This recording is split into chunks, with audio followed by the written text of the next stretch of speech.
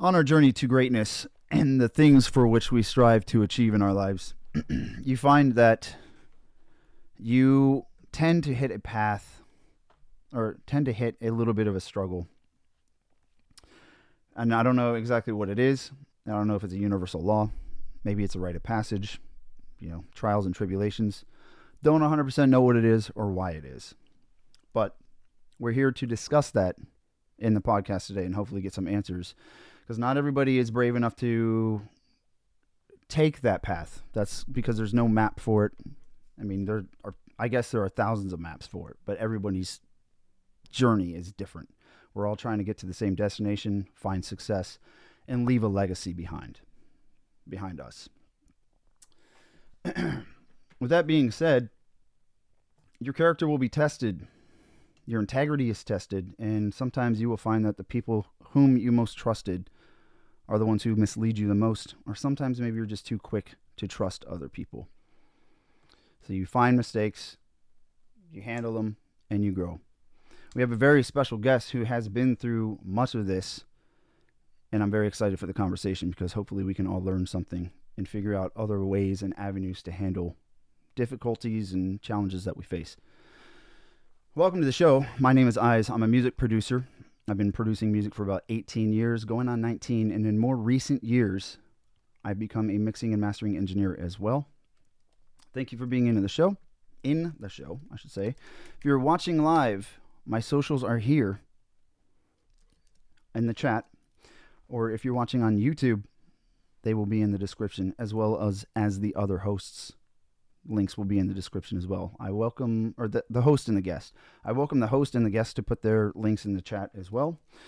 Before that, though, Guy Like That was released, and an instrumental version was released today, so go ahead and check out that. But coming on the 19th of January, Blank Page will be released, that song that you just heard. It will be out then. You may pre-save it at that link. Again, if you're watching live, that's in the chat. If you are watching on YouTube, it's in the description. So, okay. So that's it for my intro. Today, I'm with my co-host here, the prominent BEG. Why don't you introduce yourself? Tell us who you are and what do you do? And where can we find you, my friend? Hey, how's everybody doing? I am the prominent BEG, and I am officially Oz's co-host for the Antiperfectionist Podcast. I don't know why I said that, even though I've been the co-host, but I host my own show as well called the Jazz Lounge Journey, which in my channel, we just do a lot of different regular jazz vibes, just chill music, just always having a great time over there, And you can always find me on twitch.tv/theprominentbeg and on my socials such as Instagram at theprominentbeg and IG at Brandon Isaiah Music. 100%, dude. Big preach. Thank you for being on the show with the homies, dog. You know what I'm saying? Let me switch over to my screen real quick because I have to move a dashboard over to a second window. I see all you in chat. Jakey Pakes got the first today, and Casey the Renaissance got second. And Phatloud, thank you for the like. Speaking of Phatloud, what about that segue, fool? Come on. Where's my OBS? Where's my OBS? Okay, there we are. All right, so we're back on screen here. Our very special guest today is a dear friend of mine, and this is the person to whom we need to speak about handling some of the hard issues in the music industry or in personal development on whatever it is that we're trying to achieve to leave our legacy. I welcome Phatloud. Who are you, and what do you do? Hi, my name's Phatloud. I also go by Mike. Hi. Je m'appelle Mike.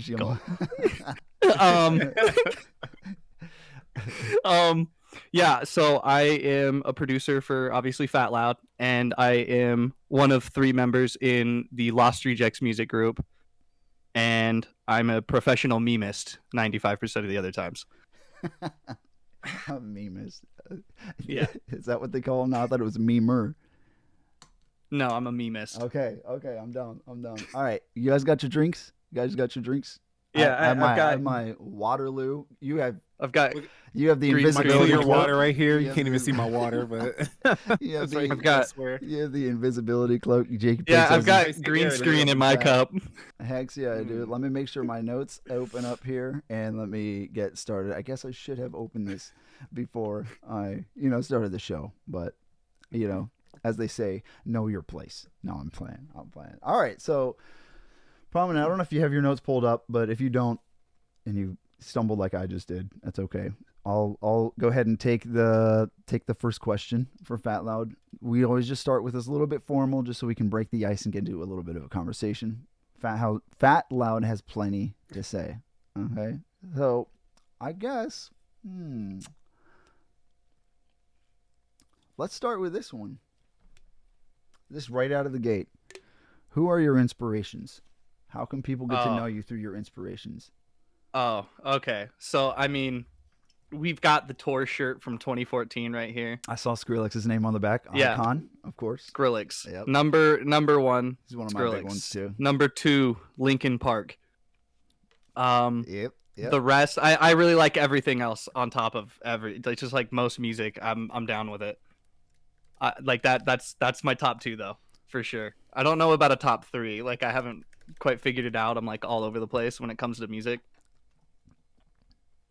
But Eyes would be 3. Eyes would be 3. Okay. And then Prominent Bag, just like You're just being too kind. right about 3 as well. I know you're on the show, but if you're being serious, that's very kind. You don't have Thank to so keep much. buttering us up, Very Hey, kind. the instrumental is really good. You did. You dig it. All right, I appreciate that. I did listen to it. Yes. Yeah, shout out Bordy Beats. He was listening to it on Spotify last night too. Hell yeah. What a vibe. Yep, 100%. Prominent. I think we've been over your inspirations, but why don't you remind us some of your tops? Yeah, of course. So like the type of genres that I mostly listen to, they evolve around like jazz, R&B, hip hop, like lo-fi, soul, things like that, A lot of like chill like vibes and stuff like that.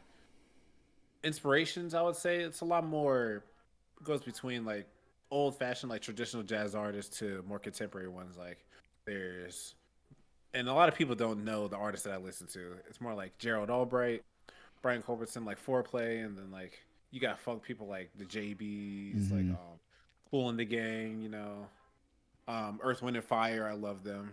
Like, and you got other neo soul people like Moonchild and things like that. Other big R&B artists, And of course, everybody, you guys in the Anti-Perfectionist community, I love you guys' music so much. Yeah. I had to say, I love listening to all your guys' music and. Oh, thanks, bro. Even the screaming stuff, even my stuff. Oh yeah. All your stuff is like in my playlist. You and Fat Loud, like all your guys' music is in my playlist right now. So like I'm listening to music Thanks, and then dog. you guys pop up and I'm just like, oh yeah, got him. Oh, let's go. And you have some that warms my heart. You have some, yeah, truly it does. And you have some new releases coming. I know both of you guys have some new releases. Before we jump into that though, I'll just, because we usually do the round table, for those of you who don't know, my inspirations, they kind of change, sometimes as you grow as an artist. But Skrillex has been one of my biggest motivators and inspirations for music for a long time. I think his style of production is just so top tier. And sometimes he does that thing where he adds something new to the genre. And it's just like, how did I not think about that? It's something so simple. And he does a lot of less is more type stuff. And Fat Loud actually produces very similar to it. So it's kind of sick. When Fat Loud and I work together, it makes me think a little bit of how Skrillex and I would work together. Just like constantly throwing new ideas in there and just getting it more and more locked in, bro. I'm serious. The creativity is just endless at that point. It just goes on and on. Yeah, Fat Loud's extremely talented. So you want to talk about me being an inspiration? How about you look at yourself, okay? But I mean, another one is another one is obviously Dance Gavin Dance. A lot of my music is inspired by their style, their genre, and other influences sneak in there too, like Block Party. There's Roy Okoda, and I guess one more would be Circus Survive. But Will Swan is my biggest motivator and inspiration for guitar for the most part, more or less. But I guess that's what I like about your music in general. It's just like it has like that screaming aspect to it, which I don't listen to like screamo music much, but like the way you do it is just a lot different, and I'm actually like invested in and just tied in when I'm listening to your music because it has like a soft side to it, and then it just goes hard out of nowhere, but it's still soft at the same time. You know, thanks, I love dude. it. That's what I try to do. That's what I try to do with music. Yeah, I really love your production. I love the way that you can like take chords and like all these melodies and counter melodies and just stack them on top of each other in like a 30-minute process. Like you like our Misleading? song. Misleading. Yeah, like Misleading. That's actually a great segue because we talked about my release at the beginning. Let's talk about your releases, Fat Loud. While we're talking about Misleading, we'll talk about that together, segueing out of me and my releases into yours and my release into your releases. He's like, enough about me. We're talking about I know you. that's You're like, the that's. freaking I'm not the guest star of the on show this. here. I should talk far less. Well, I mean, what's there to talk about? We'd just be making hella music out here, like all the time. It's just like a constant. I think I'm in the studio producing most of my time when I'm not hanging around in random discords, just kind of trolling around. But like I have the studio computer right in front of me as well. Like I got the normal computer, my home one, and the studio one right here. For the audience, we might be pulling up some of that Fat Loud content on stream today, just so you get some sneak peeks. Just so you know it's there. But yeah, I like, for example, when it comes to my releases, though, I have the song that you helped touch up and make a thing. It's the Brianna Brittany Fat Loud Fall Asleep and Eyes Fall Asleep. Yeah, that broke 1,000 plays right around the same time. Guy like that did. Yeah, so which is super cool too. Congratulations on that, by the way. Thank you. Likewise to you and Bree, because I was just more of a, I don't even know about producer. It was just kind of like an engineer on that, just doing touch-ups on the vocals. You did a little bit of like, I wouldn't say co-production, but it was along the lines of co-production and engineering towards the beat. And if it wasn't for you, though, the beat would have came out. Like, it would have been sitting there in my hard drives. Come on, I promise you. I think you would have released it. I promise you. That's exactly what would have happened. Oh, excuse me. Like, you are the sole reason it came out. Oh, thank you. But I mean, it's your song. It's yours. It's you and Bree. I was just the engineer on it. But yeah, I guess, I know. But would actually be a cool story to go. Would be talking about Misleading. A couple of people have heard the song on your stream, right? Yeah. Now, I think what's cool is you and I could go into the story about how that was kind of written. You'd just gotten back from Hard Summer. You kind of felt that euphoria of Hard Summer, and you kind of felt a little bit of that emotion, right? So you kind of felt some of that the sadness, the joy, the happiness, and you started to write something in your head at that point, right? Uh-huh. Yeah, I had written a couple lyrics for it, and I was just kind of spitballing ideas, like, because I wanted something that was sad but still had like a heavy kick to it. And I immediately approached you about it because I was like, who's good at making emotional music while also being able to turn it into something very heavy and like something you could cry and dance to at the same time. And you nailed it too, by the way. Oh, thank you. Thank you. You nailed it right on, like, pin the tail on the donkey. I think it was the initial idea that I nailed, which was surprising to me because we did it in 30 minutes, 45 minutes, yeah, 30 minutes, an hour or something like that. And you were like, send me the stems. And I was like, okay, cool. The guitar wasn't tuned. I just started playing something. You were like, I don't care. Just send me the stems. A few days later, you come back with the entire track. I was like, oh, we're actually releasing a song together now. Like this is the thing. Yeah, I came back with this track like pretty much fully done. Mm-hmm. Like fully structured out, and all it needed was a second verse. And I was like, hey dude, just give me that second verse and this will like put this song completely together. It's like, yo, I got like 15, 20 minutes. Yo, we just got a follower. Timeline, thank you for the follow. Welcome to the Antiperfectionist Lounge. My name is Eyes, and I'm joined by my co-host, Prominent BEG and Fat Loud. Nice, thanks for joining the community. Welcome. Yes, welcome to the Anti-Perfectionist Podcast. Yeah, welcome from the owner or the founder and co-founder themselves. Welcome to the Antiperfectionist Lounge. So, but another thing, but you said that I made the song, but realistically, I didn't look at it as serious as a project. It wasn't as serious of a project as I thought it was going to be until you were like, no, we're doing full throttle on this. And then you turned it into an entire production. And I guess the closest thing I would say is it sounds similar to kind of I See Stars, the band. It's like kind of post-hardcore metal, but there's a lot of electronic elements to it. And it just shocked me. I was like, dude, this is... So then you sent it to me to mix and master it, and then I redid my parts, and now has about one more piece of one more hurdle that it has to face that we just decided to add.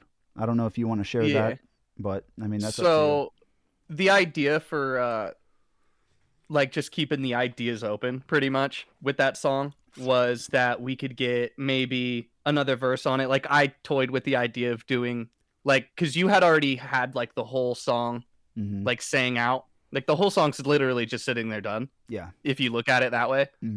And I just wanted to keep the idea open of maybe like someone else singing one of the verses or me singing the verse. I tried, it just failed horribly. So we had Brianna Brittany yet again, and we sent her the instrumental and the acapella and the master for it. And hopefully we can get that to be a reality, because it would be super dope. It would be a nice switch up of all the elements going on. I think her voice in there would really elevate it to an entire different angle. It would be really, because she has a really nice voice. She really does. She can sing. She does. She can really sing. She can hear when it's off too. Like she was telling me, she's like, dude, you need to engineer my vocals and fall asleep to where they're not, there's not as much vibrato or going sharp or flat. So she was on key for the most part. There was barely any work to do, but barely. She knows. That's the good part. Yeah, she does everything really good. Yeah. It's a timely process, like anything that anyone does. Yeah. Sometimes you can make a song in 5 minutes, 30 minutes like we did. And sometimes you just want to sit on it for a while and like really perfect what's going on in the song. And I think I know it's the Anti-Perfectionist Podcast, but like I look at everything like as a production, as just a puzzle, right? And you've got all these pieces, and you're also making the pieces as you go.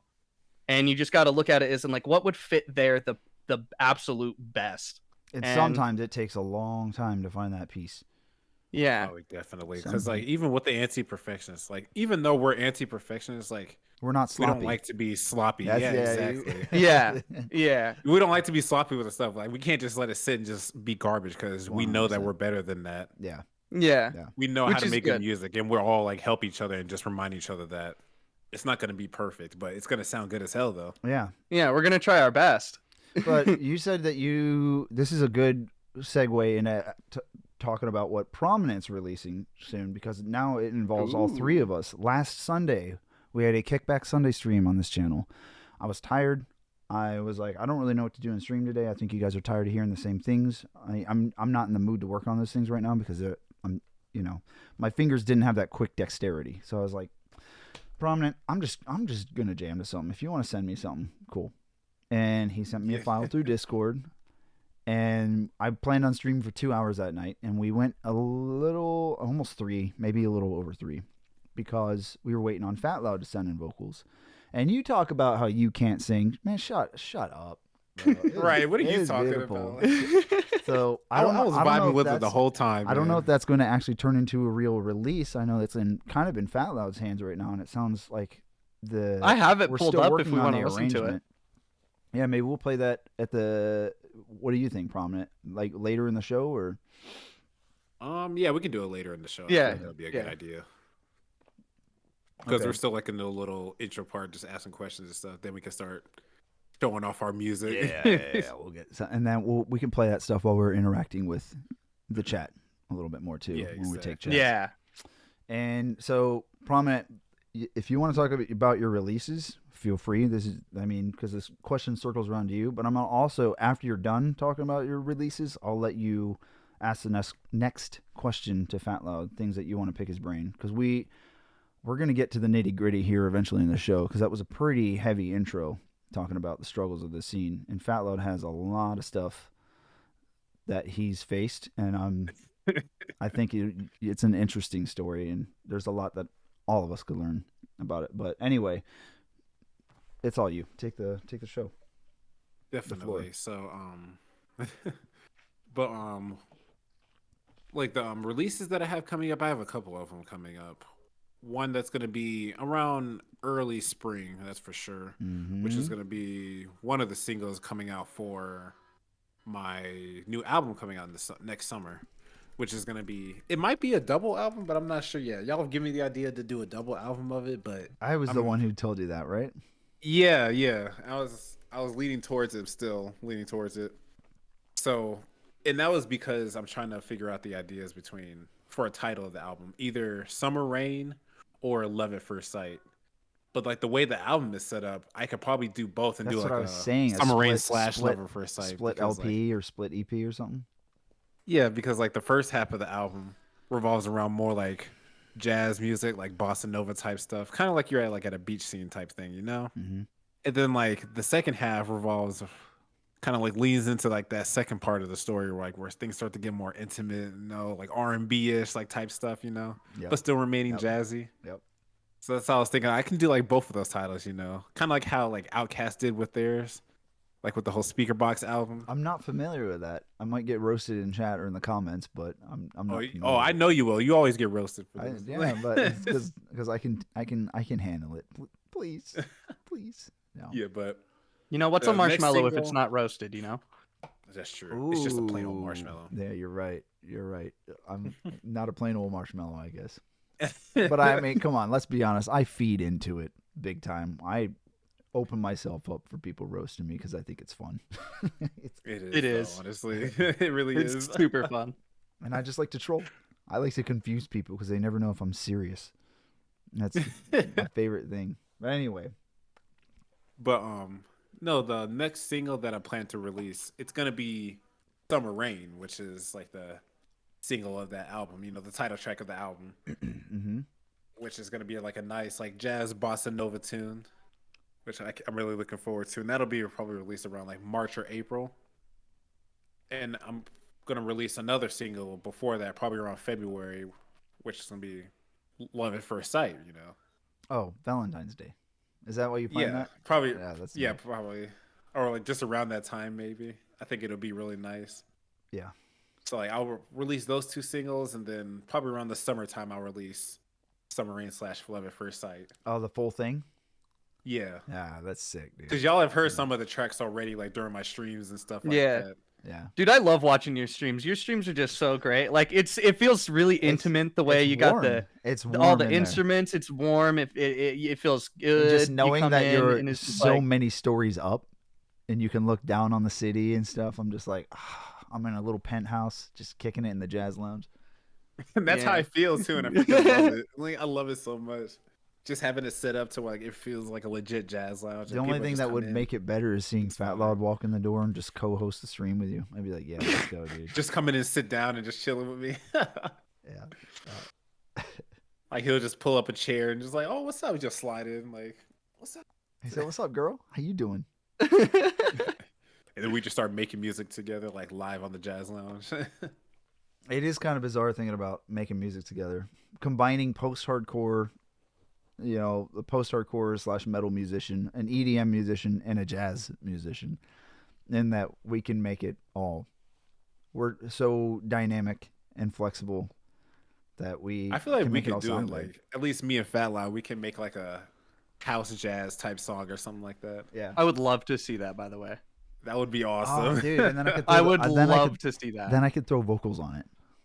Oh yes, Eyes Are Killed with the vocals. Sultry, yeah. Oh yeah, we're manifesting this right now. Yes, dude, I kind of do. Everybody that's in the chat, there's gonna be a new song coming out at some point. The next, what was the big one that hit years ago, back in like 2000, 12, 11, Summertime Sadness. Look at me, something big like that. Some house The next smooth. Summertime Sadness. Yeah, we have Summer Rain and then Summertime Sadness 2.0 happening. That'd be funny as hell. It's funny, dude. But yeah, like those are my new songs that'll be coming out next year and stuff. I got a lot of stuff planned. In terms of like not even just with music, but just upgrading the stream as well. That way it's gonna be more of like an actual like jazz lounge show, you know. Yeah. Instead of just like a casual stream with me sitting there. I want to make it more interactive and having people more engaged and stuff, really. Yeah, that's a good thing too, because I was looking at myself and like watching my own streams that I would record, and having a lot of stuff that is like where the chat can interact, and there's just all these like Taco Bell behind me, for example. You can send me to a crawl space. It's just interesting stuff that can be done that just makes everything kind of a little bit more fun. Your DJ show Like, was here. I had a blast with activating lasers, the dancing and stuff. That was so sweet. I loved doing that, and it was all cheap stuff too. It wasn't like 500 points; it was 50. Yeah, I want to make sure that it's not like, oh, you got to sit in my stream for like 2 hours so you can redeem lasers. It's like, no, I just want you to like as soon as you get them, like just spam them. Yeah. I at one point just spammed all of them at one time. I think I saw that too. Yeah. Like every time I come to your streams, Fat Loud, it's always lit in there. Like he's always just getting lit with the music, and I legit have to like stand up and just start dancing with him and shit. Yeah. So I'm over here just vibing like, go Fat Loud. Yeah, I also want to make those appropriate for like people who want to just come in and lurk. Yeah. Because how I started was the whole reason I started doing Twitch in general was because, you know, things like COVID happened, and it just kind of took me out of like the actual scene I was in, and it just like really disrupted the whole everything I was doing. So I couldn't just like go play a show for someone anymore. It turned into like, I want to play music, I want to listen to music, make music. Yeah. And I was doing that anyway, but I thought, like, why not get an audience in on that? And I think that's where a lot of people stand when it comes to like electronic music. Mm-hmm. Yeah. Because everybody who was a DJ, it just got shut down over COVID, and some of them are still shut down. Like, I haven't been able to get many shows. I've played I've played two shows ever since this happened. It killed the electronic scene when I was in San Diego at the time. It's just, I'm sure it's recovered now, but I mean, I kind of dipped out of the scene at that time anyway. It's recovered, but it's hard to get back in and do all that networking all over again and re-meet new people. It's just a lot of work that I'm not willing to do. It's just been a lot of work in general. Like, I feel like I've had so much more success networking and making genuine friends on Twitch. And, you know, I didn't have to stay out at late nights and then like have to go home and shower because you can't crawl in bed all nasty from the club and stuff. And, you know, I can get my own drinks here. I can go to your DJ set and party or whatever. You know what I mean? It's like, it's easier. You can like clean your room. Interact. Yeah. So much more convenient. Yeah. You can like clean your room, listen to music, do whatever you want to do. Just like sit and chat and troll everyone. Yeah. And it's my favorite thing to do. And it's, Mr. Tap the predictive text. I hear you. I see you. Yeah, I did think of something for your stream if you're open to hearing it real quick. You can say no. Oh, I'm always down. A lot of streamers have !SR for song request, but then there's also !SL. What if you took a lot of the songs that are in your library, created a song list, and made a song request command for people that could be triggered, I don't know, every 5 minutes or 10 minutes or whatever. That's what I was actually thinking about doing for my stream as well. That's like a good idea. Like a song request type thing, because I see a lot of people doing it and it works out for them, you know. Mm-hmm. But I didn't want it to be like a thing that I do it every single stream. Just like out of one of the streams that I do every week, like one day can just be like, oh, requests are open. Like, what song do you want to hear? You know? Yeah, and I noticed that your last stream was very show format. It was I'm doing this song, performing the next. It reminded me of Chris Perkins a little bit. Yeah, I kind of liked it that way too. Like it felt a lot better. Meet people were more engaging and just enjoying the vibes in general. You know? Yeah, 100%. Rather than me just like sitting for 2 hours straight, just watching me make music. Like I know a lot of people just want to hear music more so in general, you know. Yeah, And it's the more you go through Twitch and just consistently streaming, you find that it's not as okay. You find that it's not as Fat Loud just tried to shout out Chris Perkins. We just gave him mod yesterday for those who aren't watching the stream.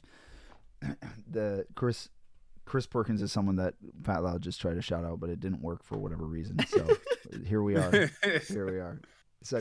Pulled off the rails a little bit, but I don't even remember. Oh yeah, you just kind of get used to the idea, or the fact that Twitch is actually a very lurk heavy platform, and that's a very good thing. Because if you had realistically 11 people in your living space and they're all trying to chat with you at the same time, that ain't gonna work.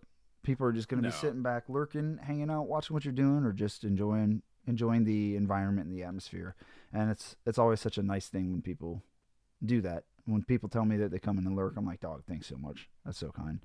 Like, just you showing up and being here, like, means a lot. Then like, it really does. And when Bordy's like, yeah, he mentioned last night, because I mentioned it on stream yesterday, when they keep it at 1%, so they make sure they give you the lurk instead of muting it, because it takes that view away. It takes that lurk. I was like, man, that's so kind. That's so kind of you. So I mean, I always appreciate that. But yeah, so what'd you have in mind for your question, Prominent? Yes, let me show you. I got it right here. For Fat Loud, I wanted to ask him this. What was it that, like, how did you end up finding, like, us and, like, the anti-perfectionist community? Like, was it, like, me or eyes that you had found? And so I'm, like, just starting up streaming again. Because I originally started in 2020, like I said, because of COVID and everything. And I was convinced to stop at some point. Someone just kind of convinced me that it wasn't worth it, and I stopped. So when I restarted, it was like I just was kind of like starting over again. And one day, all of a sudden, Eyes just pops up into stream, and that led from one thing to another, and now I hang out all the time. I remember when I rated you, you freaked out. You're like, I didn't know you streamed. I didn't know you streamed. Oh, yeah. Dude, I didn't know you streamed. I didn't. Yeah. Ice taught me a lot about my right-handed guitar. Oh, yes. Yeah. I thought it was left-handed. He's like, no, dude, you're playing the frets with your left hand. I'm like, do you play guitar? He's like, no, I don't play guitar, but it's up here. And I'm like, that's a right-handed guitar. It was like a good hour of his stream. We were going over this. It was so funny, dude. Lots of adjusting. Yeah. It was kind of like similar how it happened with me too. Like, it was not too long after I started streaming. I had just like changed some stuff up or whatever. And I don't know, one day I decided to do like a karaoke stream. It's just like so singing bizarre. songs and stuff. Because I'm not a karaoke guy. Somehow decides to come in that day. I'm not a karaoke guy. I don't know what it was that made you come into my stream and like just start hanging out. And I was just sitting there singing like songs. Like, they were good songs, but like my singing is not the best. And that's just because like the latency was so bad and all that shit back then. Yeah, right. Yeah. But yeah, Ice came in. Hey, darling.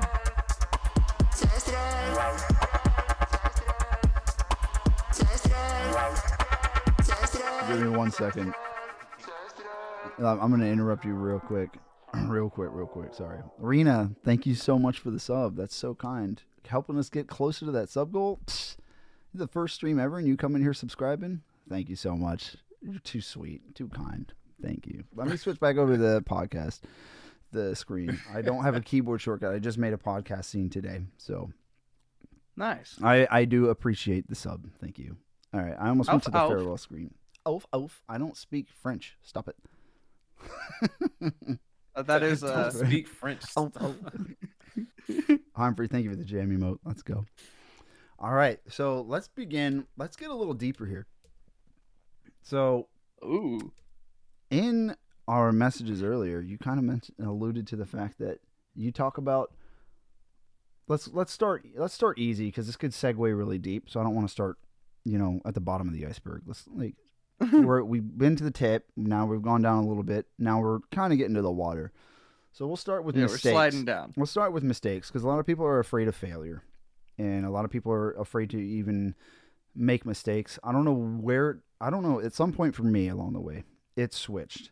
I actively seek out things that I don't understand and things that I feel are going to be difficult for me, and it's become somewhat of a driving point for me, especially whenever it comes to music in my career. And it excites me. It fuels me, and then it just makes me be like, yes, I can do this. And then next thing you know, I'm releasing a song in October, then in January, and I'm gearing up for the next and ready to just take on any other thing with music that I don't understand, or even things in personal life that I don't quite understand. In our messages earlier, phatloud, I asked some of the things that would be good for you to discuss, or what you wanted to talk about on the show, and mistakes and learning from your mistakes was one of them. And so as much as I say that I like to seek out the difficulties so I can overcome them, that doesn't always give an answer as to how to do it, because I'm not telling people how I've grown. It sounded like a good opportunity for me to leave that to you to explain by your messages earlier. So it sounds like you've made some mistakes and you've had a lot of struggles. Where do you want to begin with that in helping people understand some of the things that have happened without providing too much context, and how you continue to push forward from your mistakes and actively seeking out conflict? Well, first and foremost, when it comes to making mistakes in music or the music scene, something to keep in mind is it's gonna happen. Like, no matter what you do, it's a very fine line to do everything right the first time, and it's also very hard to walk that straight line. So you're gonna constantly be making mistakes, and you're gonna constantly be learning from them. Yes. And that's one thing. For me, when I was bringing up the mistakes and learning from them, I there's a whole milestone of them, like. So I guess I can start at like things in like live scene and being in the scene out in public that I did that, it's not exactly that I did anything like super bad. It just wasn't necessarily the best thing to be doing at the time. And the first one is accepting every booking offering and accepting everything, like just being a yes man directly for every little thing that would happen. Yeah, your payment is promotion or 2 drink tickets type of thing.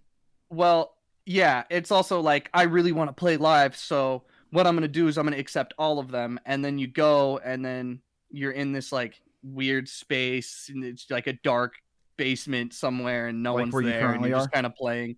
Yeah, like right now. Like right now. For those of you on audio, phatloud has a green screen of him in a little basement. He's been living there for a while. Anyway, go on. Yeah. Quite some time, I was there. It's really cheap rent. It's the best I can find. He has electricity. Here. You can hear him on the microphone. Yeah, it's got electricity. There's a bed back in the back there somewhere. You can't see it. You can't see it right here, but it's there. On the side of the street. But yeah, you don't want to I guess accept everything that is thrown your way, because not everything is a good route for you. And I could even go as far as to saying, like, you could accept a booking offering and you're like, wow, this is really good for me because I'm, getting booked. But then also the people you're being booked for are like barred generally from a lot of stuff. So then it makes you look bad because you now associate with those people. So it's a really hard thing to like figure that way out in the underground scene too. That's exactly what I meant by it. It's like the underground scene can either be like really hit or miss. And I'm not saying everything's miss. I'm just saying there is that opportunity. But when you said like some are barred and others, that's what I was actually specifically referencing. Some underground shows for whom I would play, they were a good group, but then they'd talk really bad about another group that I had played previously, and I was just like, oh snap, I don't know. And then they were just back and forth talking bad about each other. And I had that happen. It's a hard one myself. to navigate. It's a hard one to navigate. You just got to go with your gut feeling on it. Anyway, go ahead. I'm sorry. That's true. But when it comes to that stuff, it's like you want to be really delicate with how you choose things, because not everything is the best for you. Right. And that's something to keep in mind. And then other mistakes I've made is like same thing when it comes to like the live scene. You got to dress to impress. Like you can't just show up in your gym shorts and like a white t-shirt and think that everyone's going to be fine with that. And I used to do shows every weekend. Like I've gone on tour and stuff, and sometimes it's just like you just don't want to put in that effort. No. And it really sucks, but you got to try your hardest to like stay on top of things, because people will start looking at you like, is he all right? Is he good? Yeah. And the answer is yeah, I'm good, but also it just doesn't look good to other people. So it's something that I had to, come to terms with. Because I mean, I like wearing like, gym pants and a t-shirt, and this is it. Like right now, what I'm doing is just that. Like that's just what's comfortable for me. Yeah. Like there was one time I showed up to a show wearing pajamas. And it worked out that time, but it didn't work out other times. And it was like, yeah, we're not going to book him, because like you'll be sitting there, and for me, I would be sitting there like in the green room, and I'm just minding my business, but I'm like sitting back, and like a lot of times I'll go for these shows. Mm-hmm. And what'll happen is everyone's like high energy, and I've got social anxiety, so I like to sit down in the green room and literally sit back, and people will just come in and they're like, "Hey, dude, are you all right? Are you drunk right now?" And I'm like, "No, dude, I'm not drunk, but you gotta just look like you're not drunk. You gotta look like you're not too messed up or twisted." Yeah. So they look at you in a positive way. That's really what it is when it comes to like promoters and getting yourself out there. You just want to make yourself look good in public without going to the point of like being weird about it. Yeah, but sometimes that's a little bit tough in that industry too, because it is sometimes looking good in that community, it can only get you so far, honestly.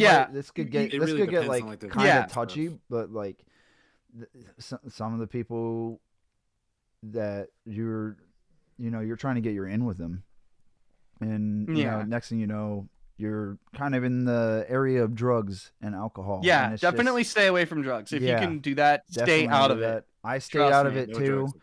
I stayed out of it too, but it definitely, and I didn't drink a lot of the time when I was at the clubs either. So, but in those moments, you're there and you just feel all very kind of, especially, I don't have social anxiety, thankfully, but I don't really like large crowds, especially people I don't know. I'm looking for exits. I'm, trying to I'm very aware.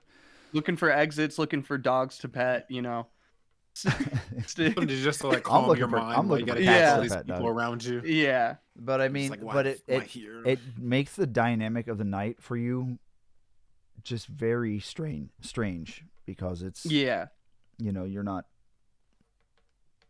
I don't know, on some substance. Yeah, and that's another thing when you're playing. But... Yeah, when you're playing too, like when you're out there and you're live and you're like actually playing, it's really weird, especially the first couple times you do it, where you get on stage and everyone's just kind of staring at you.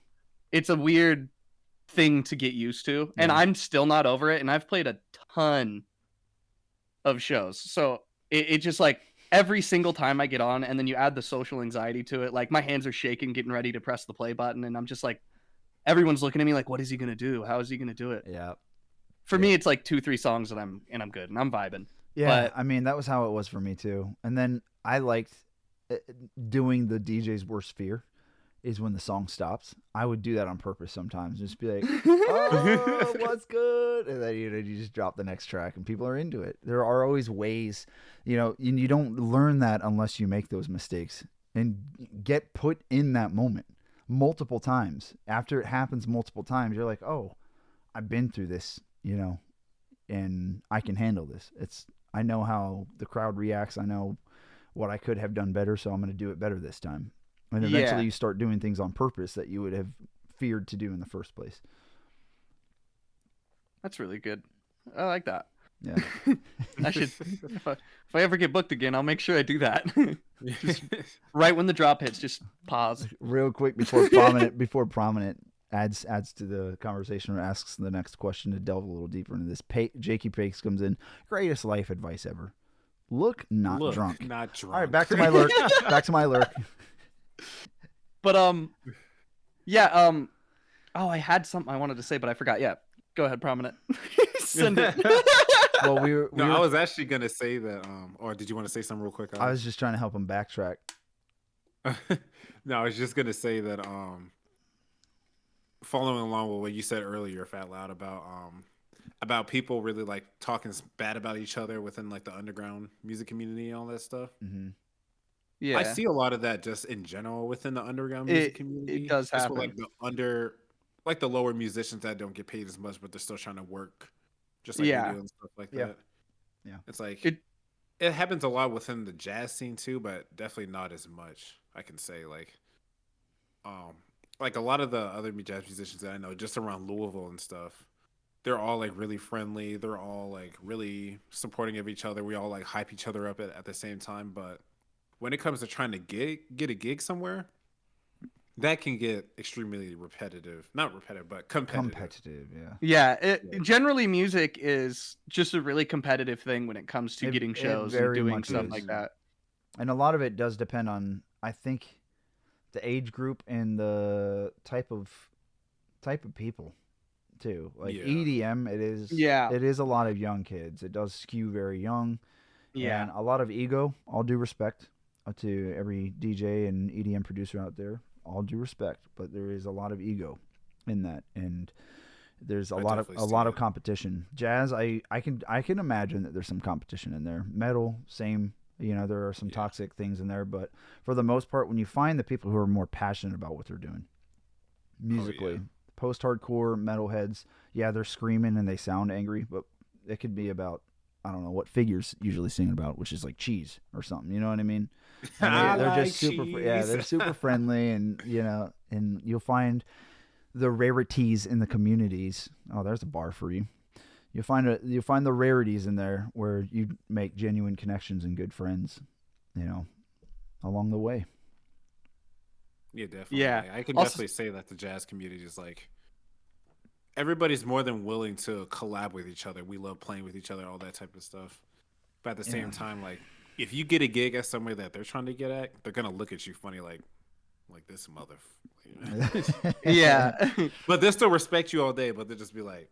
But it's funny that you say that, because I feel, and I think Fat Loud and I, on our own personal conversations, have discussed this earlier in the past as well, as not stepping on each other's toes. Like every time, if I hit a late stream and I'm streaming when you're streaming, Prominent, I'm like, frick, this is Prominent's time slot, or Fat Loud's time slot, and he tries to not stream when Breeze stream, like, for the most part. And it's a cool community that we have here in our community here. It's very, I don't know, everybody's looking out for each other. That's what I love about it. And that's why I hang out around here too, by the way, because we all take each other into account, and we all that's try to really help cool. each other out, Yeah. And we're all growing because of it. That's what I love about it. Yeah. We're all like supporting each other, helping each other out, sharing each other's music, all that stuff. We're just all having a great time and making friends. Bordy just put that he's releasing something on Spotify. Did you see that in the Discord? I did. My man, I'm so proud of him. So proud of him, dude. I've been egging him for months now, and he finally just did it. We all have, in a way. Yeah. Like, you gonna release a single, Bordy? Come on. Yep, Figure's got a new one coming, because he started too. releasing like showcasing his music on Instagram and stuff too, and I've been seeing all of that. We're lining them up, dude. I just put the instrumental out today. Figures next, then it's Bordy, then I have something in January. Hopefully you and Fat Loud are next. You sound like you got something in February. Yes.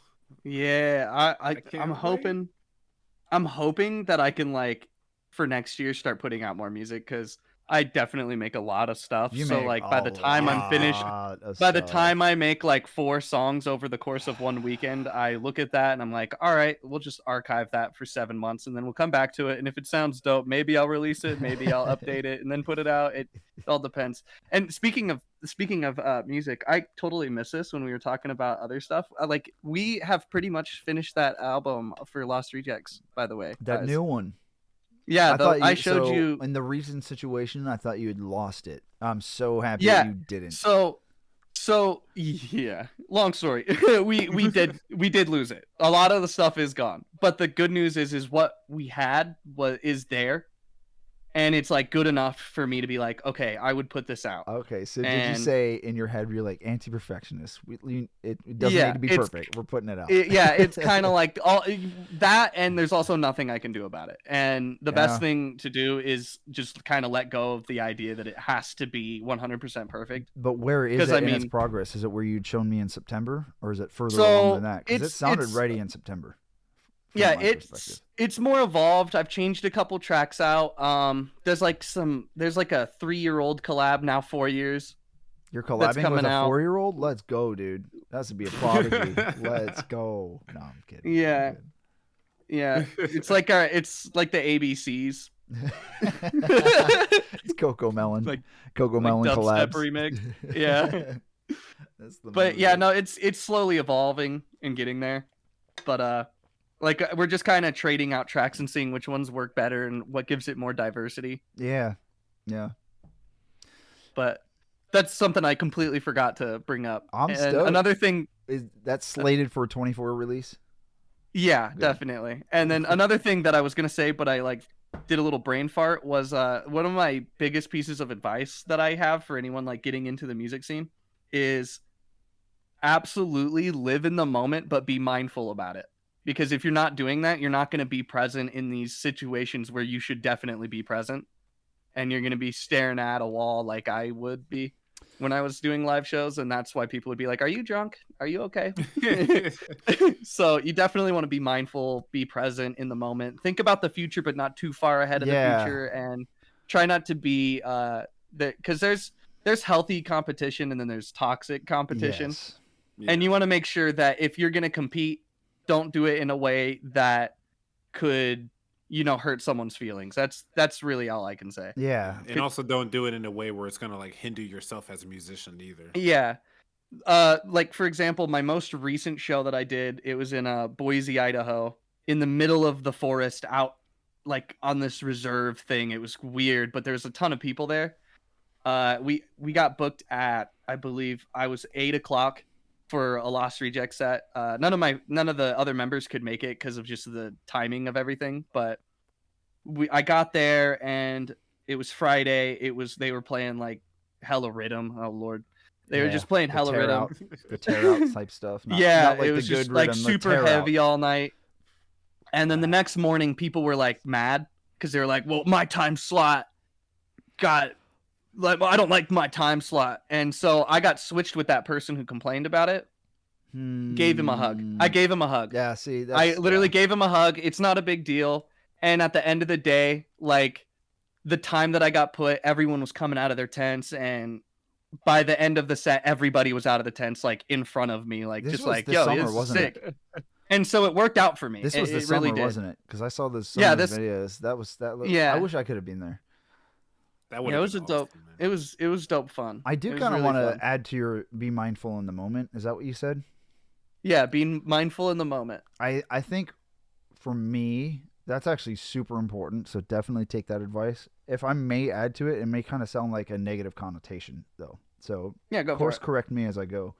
But be mindful of your moments too.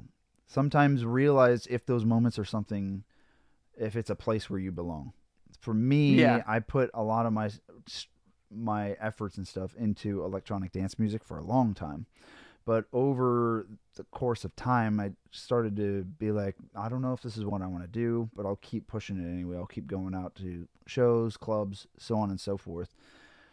And at some point it did hit to where I was like, I don't belong in this specific style of music. I want to do something else. And it actually pushed me away from music for probably a good 2 or 3 years almost.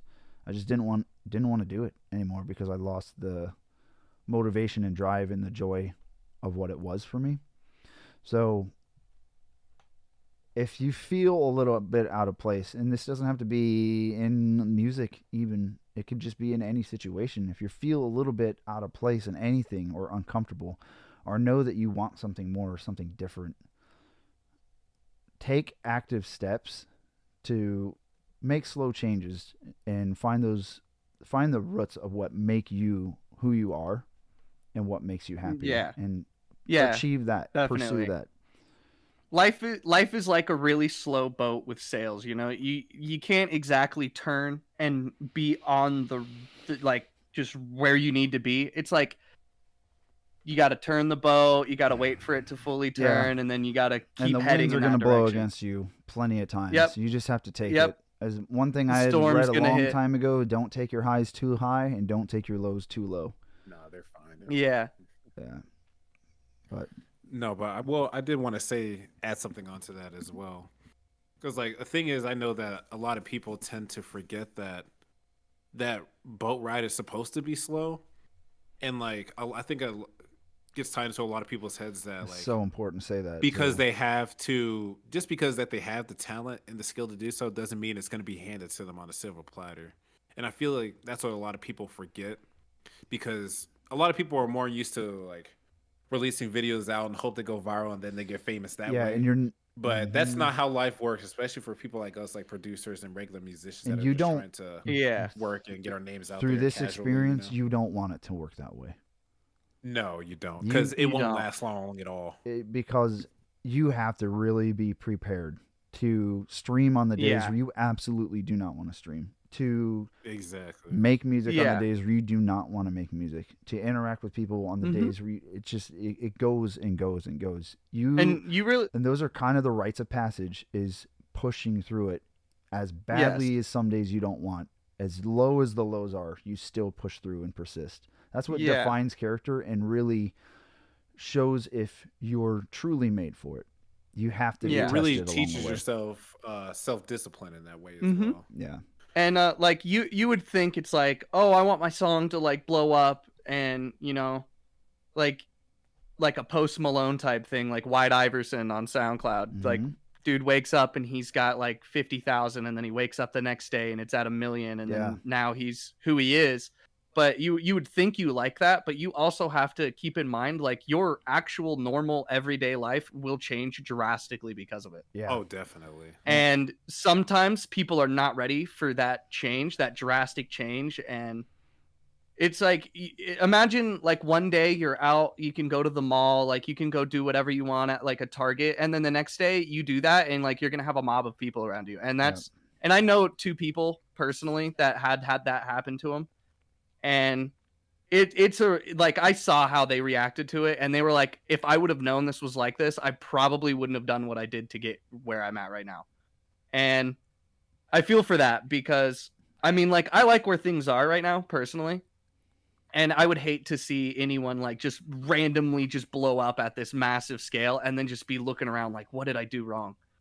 And it's Yeah. not necessarily a bad thing. You just have to be prepared for it and like know what you're really getting into. And that's another when they reason why say- it's so important. Go ahead. Yeah, when they say you're selling your soul, it's not really you're selling your soul to like any being or something. It's like you are, everything that is you now will not be you once you start doing this. Yes. Like everyone's going to look at you how the media presents you. And that's Yep. it. Yeah, like just as that one person that went viral off this one song, but not seeing you as an actual musician, you know. Yeah. And that all of that attention, that stuff that you got now because your song went viral and you got a couple like 100,000 hits or whatever, Mhm. it's not gonna last long. And when they have to try to adapt to that fast-paced situation that all the other stars have and stuff, and it's too much for them, they start panicking. And then when they gotta Yeah. keep delivering, they just can't do it, and that's where people start to fall off. Yeah. Yeah, and that's also where you start to hit the peer pressure. Like once you're on that ball, you start hitting peer pressure, and people start offering you things like drugs, for example, and then you hit that. You and lose that's- a lot of your. It's a scary road to be down. You lose a lot of your values because you want to fit Yeah. into Exactly. what you think they think you should be. And that's part of Yeah. the selling your soul thing. You change your values, you change your opinions because you don't want to get canceled or you want to fit into a certain crowd. And a lot of it, you'll just see people change overnight. And the most important thing is to stick with your values and who you really are. Be adaptable and be open to change. But if you know something's wrong and you feel that in your gut, don't go with it. And that's part of not selling yourself. And that's another reason why it is important to slowly build these things rather than getting that instant gratification, that instant hit. I know it kind of sounds fun, cool, everybody knows who you are, you're making millions of dollars. Well, the label's telling you where to go, what to do. You're in debt to Now the you gotta label make a whole because bunch of they other, make a like, deal instant with you. hits. Yeah, I mean, Yeah, it's like now you're under contract to make a certain amount of music and a certain amount of money within a certain period of time, and and it you is can genuinely make all that of way. yeah, and you can make all of that music, and then all of a sudden, for whatever reason, it doesn't sell that way. So now you have to make more music to fulfill that one contract. Yep. And Next then thing you know, you're gonna end up exhausting yourself Yeah. because you can't really compare to that one hit that you had, that Yeah. everybody loved so much. yeah. Or you're going to end up a shelved artist, and that's possibly one of the worst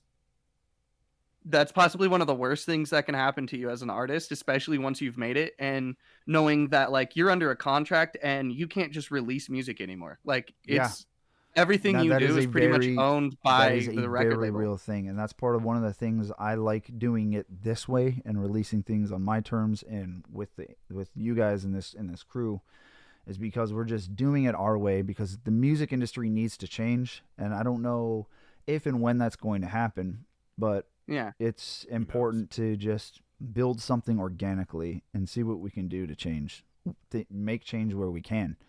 Yeah. And if you have that blow up immediately, you have a small crew, you have a few friends, but if you build it overall, you build an entire community.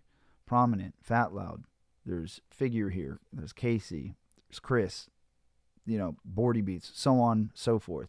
You have an entire group of people who know you throughout this entire time and know if you're doing okay, if you're a little off, if you're not acting yourself, or somebody who's there to be able to be a supportive role for you whenever you need it most. And you can play that part too. So it's important. It's super important to not underestimate the length of time being a long route instead of it being an instant route. Yeah, and in this route too, you can just be yourself, and yes, it's not going against some kind of thing that someone wants you to be, because that can you're literally happen on your own time, and it's a lot less pressure, Mm-hmm. So you can actually sit down and make the music the way that you want instead of how a record label would want, Yeah. Yeah. Yep. It's like, no, you need to make more music that is like that hit right there, so we can make more hits. And it's like, oh, but I wanted to kind of switch it up and do jazz music now. And then they're just like, nope, you can't do that. It's not They're going like- to make us money. You're like, yeah, you can go ahead and make that, but you're not allowed to release that. You cannot do that. Yeah. So it's just like, what am I making it for? It's like, And then Yeah, you're it's like, actually what am I not, doing? but when you're under contracts like that as well, you're not allowed to release things at all. Unless the label approves it, or it's through the label's writers sometimes, I'm pretty sure. And you have to, sometimes after you're out of that contract, the contract states you can't release music for 2 or 3 years after the contract is ended, or something. Like, it goes pretty in depth to where there's a lot of waiting. And the majority of times I see, it's people saying don't ever sign to a record label unless you actually get something good and know what you're doing. You and can know exactly what you want to make and release. And you can definitely get really good stuff too. Like, you can get like a creative freedom contract that just lets you do what you want to do. Mm-hmm. But those are also really hard to come by. And what I've seen in the scene, especially lately, is they get that creative freedom, but now they're making that music for other people. And that music's not necessarily tied to them anymore. Yeah, you end up ghost producing that because they're like, well, your brand doesn't fit that, but we're going to give you the creative freedom to do this for other people. So now this and this and this and this. But it can be good. You just have to pick. You have to pick your battles. Not every opportunity, like I said, is going to be good for you. 100%. And hire a lawyer. Put the money into somebody who knows these contracts and who will read them. Because they have are a legal deep. team. They are deep. And when I was mentioning names, I can't forget Rena and Harmfree, of course, and that crew too. How could I not say those names? Come on. Rena. And Bree. Of course, Bree. Of course. I better stop. Well, and etc. Everybody here. I'll go on forever. So we're gonna be here all day. I value everybody here. I've made so many nice connections and great friends. I'm blessed. Definitely. Likewise. So, Fatlow, let's throw the ball to you. What do you want to talk about right now? What's on your mind? What do you want people to know? What do I want people to know? Yeah, what was one of the main hard-hitting topics that you wanted to discuss? Shoot. I Or is there mean, anything like specific that you wanted to ask us at all or anything? Or well, I mean, if I wanted anybody to know anything, it's keep doing you and make sure that you do it the way that you want to do it. And just be you. Like, I think that's the most important thing, because you can especially in music, you can put on a lot of faces and do a lot of things, but at the end of the day, like, if you get popular, like I said, doing things that aren't you, you're gonna hate it later. Mm-hmm. So just make sure that you are who you are and really stand on that business. Yeah. Really stand on That's the who you are. business. Really stand It's the on that. business. That's what I would have to say. If I could say anything to anybody, it would just be you. Yeah, it's a very. That's actually really good advice, even though it's as simple as it sounds. But it's He took really the good long advice. form way of saying know your place. Learn Exactly. your place. As We long joke as you about that like in what you're private all the doing, time. if it sounds good to you, that's all that matters. Yeah, Yeah. 1,000%. And I'm pretty sure anybody else in the anti-perfectionist community will like your music as well, because everybody's open-minded to listen to the music Yep. in here. Yeah, I'm thankful. Thank you everybody for fall asleep and guy like that over 1,000 Fall asleep, plays. a guy like that, Yeah. and now Blank Page is coming. Blank up soon. Page, dude. That I listened to that while I was working today. I was like, holy jeans. I was like, this is sick. I'm so proud of it, dude. And That's how I feel about everybody likes Dr. it. PC every time it pops up. And I'm Dude, listening Dr. to it. PC is so good too. Here, Oh, you guys feel free to discuss something real quick. I'm gonna go. My toilet's thirsty, so I'll be right back. Gotta feed the toilet, Yeah. you know. Understandable. Just gotta drop the kids off the pool. Right. But no, like I could definitely say that yeah, like a lot of people, like they're so obsessed with just like The image. getting their name out there. Yeah, the image, getting their name out there, trying to sign with the record label, and they don't really see how dangerous that could be. Oh, Especially yeah. if you do get a hold on. Oh, you know what? Let me get a yeah, I know, right? Cheers. But anybody that really knows, like, in my opinion, I think it's just better to be an independent artist rather than sign with a label, especially with the music that I do, because it's not with the genres that I usually make of stuff. It's not really like tied to like a specific genre, you know. Yeah, your Same music, with by you, the way, Fat Loud. your music yours is is like- super inspiring. You think so? Yeah, it's super inspiring. Like the first time I ever like came into one of your streams and you were just kind of like sitting on the computer. What is it? The Iwi? Is that how you say it? Yeah. Yeah, you were doing all that, and I'm just sitting there like, dang, shoot, like. And you had your suit on and everything. I was just like, dude, this is my it. suit jacket and all this stuff. Yeah, you had like a I need to suit start on. doing you were that again. looking super fly. I was like all about it. I was 100% involved, and yeah, I just love how you're doing what you're doing where you're at. I appreciate that, man, because I'm always wondering. I'm like, how are other people like seeing my stream right now and stuff like this? Like, because like every time I hear my music, it sounds good, but it sounds generic, I guess. And I feel like I'm always missing something with it. I think that's something a lot of people say with their music all the time, because I definitely have sat there like the past couple months and I'm looking at my music and I'm like, it does sound kind of generic. And then I've heard other people who are bigger than me who I used to be a friend with somebody who had actually worked with Skrillex. And Oh, shit. the first thing he said to me when I had ever met this person in like eye to eye is, does my music sound generic or anything? Like, and I'm like, what do you mean? Like, what do you mean? And I think that's just something you do because it's your music. Yeah, I think I can understand that, honestly. Yeah, I think that's just something that kind of comes with what you're doing. And I guess what it means to me personally is like, when I look at my track and I'm like, this is generic, it's like, all that means to me is like, I know that deep down in the back of my brain, I know that I can constantly do better. And that's what inspires me to continue making more and more music. Yeah, and that's what I love about it too. That's how it is for me, honestly. Like all the music, it actually makes sense too. Like to you, all the music that you make as an artist can sound generic as hell, but at the same time, is because I'm stumbling over my words.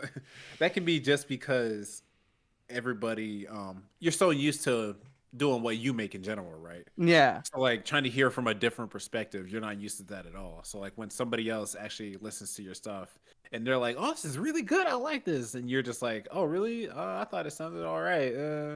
And they're just like, "No, no, it sounds amazing, man." It's like it's hard for you Yeah. to like grasp that because it's hard for you to listen in another perspective, I guess. Yeah. Something that's good for that is collaboration, because you've got a piece of it that's not you, and that gives you the ability to look at it through the lens of, oh, maybe it's not generic, and I really like what we're doing here. Like for Misleading, it's so left field from what I'd normally do, and I look at it like it's a whole, like this whole brand new thing. And then, like, for example, the lo-fi thing we did, like that, Yes. that's so also left field to me, and it feels new, and it feels like I haven't done something like that before. And so the feeling of generic kind of fades away with collaborations for me, at the very least. And that's all I have to say. That does make sense. So like the collaborations do give you a whole different perspective on your own music. Yeah. That's how I felt with Dr. PC when Me, Eyes, and Figure made that. Like as soon as they added their vocal tracks on there, like I was just like blown away. I was like, wait, this is my song and it sounds like this. I was It like, was oh the my god, like ooh. it didn't like hit me That's until what like hit you. It was the ooze. yes. Yeah. No. And then me changing it around and everything, I was like, all right, this is gonna be a song right now. Like I said it right on the stream while we were making this. Like this is a song. This is it. Yeah, and it's funny. I don't really ever know when that hits. Kind of that one and Misleading. Both you guys both caught me off guard with those because I was just having fun, just sending. I just like to give as much as I can with this type of stuff and see what you guys can do with it.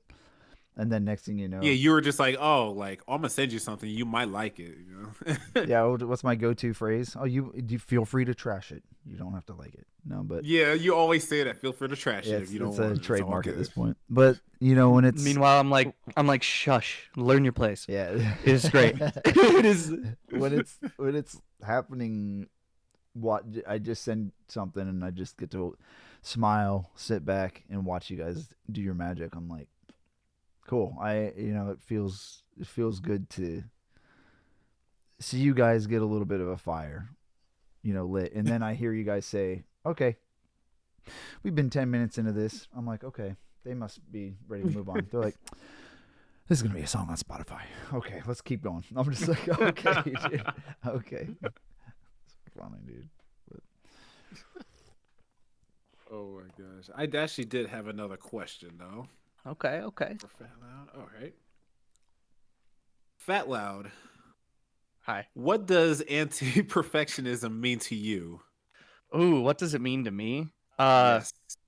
It's going into the studio, putting a bunch of stuff down, and having no expectation on what happens, like how the end result is gonna look. It's just like you just throw down a ton of ideas. Do not sit and like overthink anything.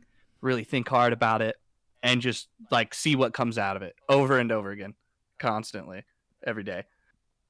That's my answer. Well, rethink your answer because that's not what we want. No, I'm just kidding.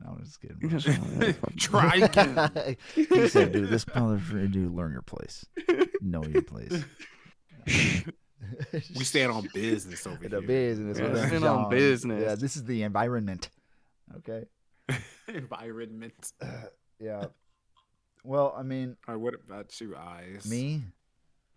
Yeah, I know some people have probably heard this answer before, but for all the new people in the chat, I. what is your stand on anti-perfectionism? I honestly what does it mean to you? don't believe in it.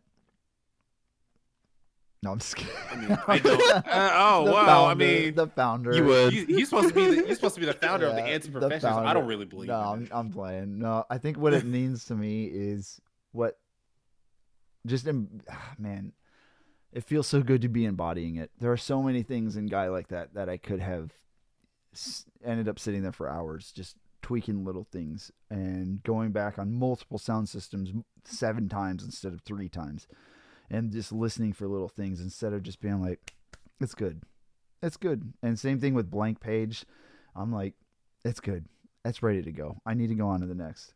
And what it means to me is honestly just pure growth. That's another one of those things of being not afraid to make mistakes and not being afraid to fail.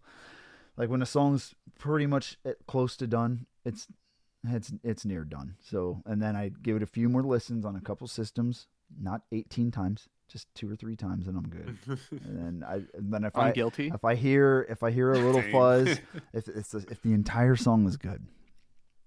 But at one point, the bass does the most subtle distortion, and this is the mixing engineer in me and mastering engineer. If it does it so subtly, I'm like, okay, gotta go back to that. Then you adjust that. Then a mid-range tone happens, and then a high. Then it just never stops. And at some point, I was like, nobody's gonna hear it. Anti-perfectionist. Yeah. Let's go, and then just release it. And then I hear it. I play it right next to Dance Gavin Dance, and I'm like, yo, same audio level. The EQing's pretty similar, and the vibe, the bop is going. Oh yeah, I'm feeling this, and I'm just so much more happy releasing it, understanding that there are probably things that I could have fixed, rather than sitting on it for 3 years, not having released it, and then having gotten tired of the song by that point. You know, I can amp it up for 3 years, and then by the time it's out, people are like, oh, well, this was 3 years ago. You were talking about this, fool. It's like, what are you doing? Or I could talk about it for a few months, and then, bam, done. Enjoy. Because I'm going to enjoy it, too. I mean, that's what it means to me, is just keep going. Not worrying about the little things, but just appreciating what you got right there, pretty much. And, yeah, and just keep building. Keep it pushing. Like, doesn't have to be perfect. You are going to get better and better every step of the way. I listened to my old album Say No to Clickbait, and the mastering on there is pretty good, but it's super loud and really high on the high end, and I thought it was perfect at that time. I put so much time into that, and then when that clicked in my head, I was like, a few years down the line, no matter how perfect Guy Like That or Blank Page is, I'm still going to find something. But I will constantly grow. I will constantly be making these adjustments on the fly instead of being afraid to release something. That's what I love about it. It's helped me release so much more stuff than I ever have in a consistent manner. And knowing that Blank Page is coming in January, I know that a few months down the road after that, Cola Coco's coming. Because I know I'm just going to push out the next one. I'm ready. I'm ready for Blank Page. I really am. Thank you for pre-saving. I can't wait. Yeah, dude. I hope you guys like it. Jakey Pakes told me it's a lot more dialed in. He's like, you sound like you've really found your sound with this one.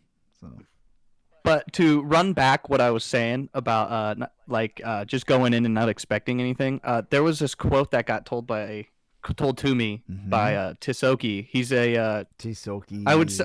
I would say he is a famous dubstep producer / DJ right now. And he at one point told me around like 2015, because I had started making music in 2007 and I was just going. Yeah. But in 2015, he directly came to me over something I said on Facebook.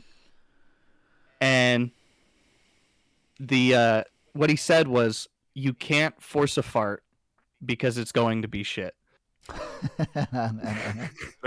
So true. It's likely going to be shit. Yeah. And that's kind of where I'm coming at with the go into the production stage of studio work and not try to like force whatever idea you have. And that's all I wanted to say. Let it flow. Yeah, let it flow. I will say, like, my views on like anti-perfectionism, which I freaking love it, honestly.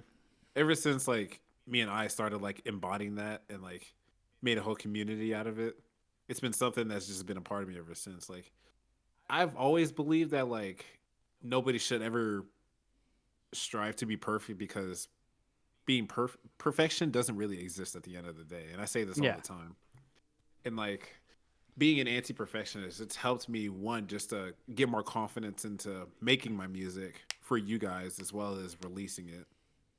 It's like a lot of these songs I've already had in the archives like for so long and stuff, but just reminding myself that, oh, it's not going to be perfect. It's not going to sound super amazing. Like I don't really care about like going viral and all that stuff. I don't care about getting a hit. Like I just want enough people to sit there and hear my music and be like, oh, this is amazing, you know? And like, as the time goes, it's going to keep building up more and more. And what I like about that is the journey, because as I'm building more and more, I'm also growing more as a producer and a musician, all this stuff. So down the line, I'm not going to have to worry at all about stuff being perfect, you know, because it's not going to matter to me at all, which it doesn't now, but down the road, it's not even going to be a thing I have to think about. And it's funny the whole viewpoint of, man, nobody's perfect, you know. I have that mentality. Nobody's perfect, but a lot of the time, I don't know if anybody can relate, but it's how I used to be is, oh yeah, I don't need to worry about being perfect because nobody's perfect except me. So I have to do like my best. I have to be perfect. I have to be perfect. Nobody's perfect, but I am perfect. So I have to be perfect. It's not that I am perfect. I know that I'm not perfect, but I have to be perfect. Even though I know you can't, you know, it was at some point you just let that go and you're just like, all right, I'm free now. I'm good. But I guess in a way it's kind of like the same, but like not striving to be perfect, but just striving to be the best that you can be. Yeah. Because the best that you can. It's all about just being the best that you can be and just pure happiness, you know, because that's all that really matters. Yeah. That's the way I see it, at least. Yeah. Like being the best being the best you can be, holding yourself to your highest standard that you can achieve in that current moment. Yeah. And constantly striving to raise that bar for yourself. Right, exactly. And I mean, perfection is probably subjective. Like, let's be honest. Prominent and I, dude, we think phatloud is 100% perfect. Now, Rena in the chat, on the other hand, probably, yeah, you know, she probably doesn't think that, you know, she's told me. No, Rena is perfect. I'm kidding. She's gonna chase something in the chat. I'm kidding. Hey, what did I tell you earlier in the show? I set up myself for roasts. And I guess I can't talk either. Jesus Christ. Do you find you need your little coffee? Oh, dude, yeah, I had 3 of those today. I'm good. I wasn't bugging as much. Hey, you weren't supposed to say that. Oh, sorry, Rena. My bad. My bad. Oh, I didn't mean to. No, I'm playing. No, dude, we just to focus on Rena for a second. She's come up into Breeze VCs and stuff, yeah, I and just met her we've been hanging out. We've been hanging out a lot lately, and I just want to say that Rena is a really great friend, and I really do appreciate Rena. I need to. Yeah, me too. I just met Rena the other night, and yeah, I can agree. Rena's pretty baller.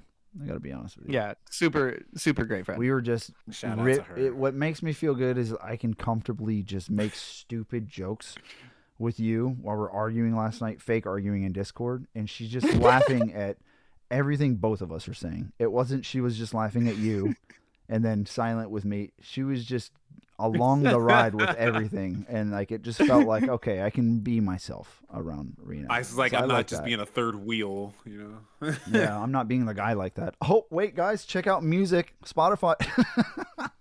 Shameless self-plug. Will you see what he did there? Yeah, if you're watching January 19th, pre-save right now. I didn't mean to say you fat loud in the chat. I had to say Bordy. I don't know why I did that, honestly. Shout out to Rena. So give Rena a follow. What up, Bordy? All right, Eyes. Did you have any other questions? I mean, for either. Adding to it, has it changed for you, the mentality of anti-perfectionism? I will say that it has definitely changed for me. Like now, not being a perfectionist has definitely like really helped a lot with just my own mental stability in general. And I say that because being a perfectionist, it can trying to achieve an expectation that's pretty much impossible to achieve. It can stress you the hell out. Yeah. Oh, it can. Because like it puts so much pressure on yourself that doesn't even need to be there in the first place. No, you can be sitting there and just trying to make a couple of songs, and you're like, you've seen all the other friends like release stuff and everything. And you're just like, it puts you in a mentality like, oh my God, I need to release music too. I need to get something out there. I'm trying to catch up with all of them, but at the same time, like, it doesn't really matter because all the friends that you're trying to catch up with and stuff like that, they're gonna be by your side regardless. So they're gonna help you move up just as fast as they are. Exactly. It's not They're a true race. We're not all friends. trying to race each other. We're all trying to Yeah. move Yeah. up with each other at the same time. Yeah. Instead of just trying to race to the finish line. Yeah, Because I'd there love to really see is it, no dude. finish line. We're just trying to Yeah. keep going, Like Bordy's regardless stream of last where night, we're at. Bordy was killing it. He had a good handful of viewers in the stream last night. I appreciate that it wasn't just me kicking it in there. I was so happy to be like, okay, I can slow down chat and he has other people interacting with him. Like, it's so great to see people supporting each other. And you last week had 17 viewers pretty much organically in your stream last night. Man, that blew my mind, man. Amazing. Oh my god. Amazing, dude.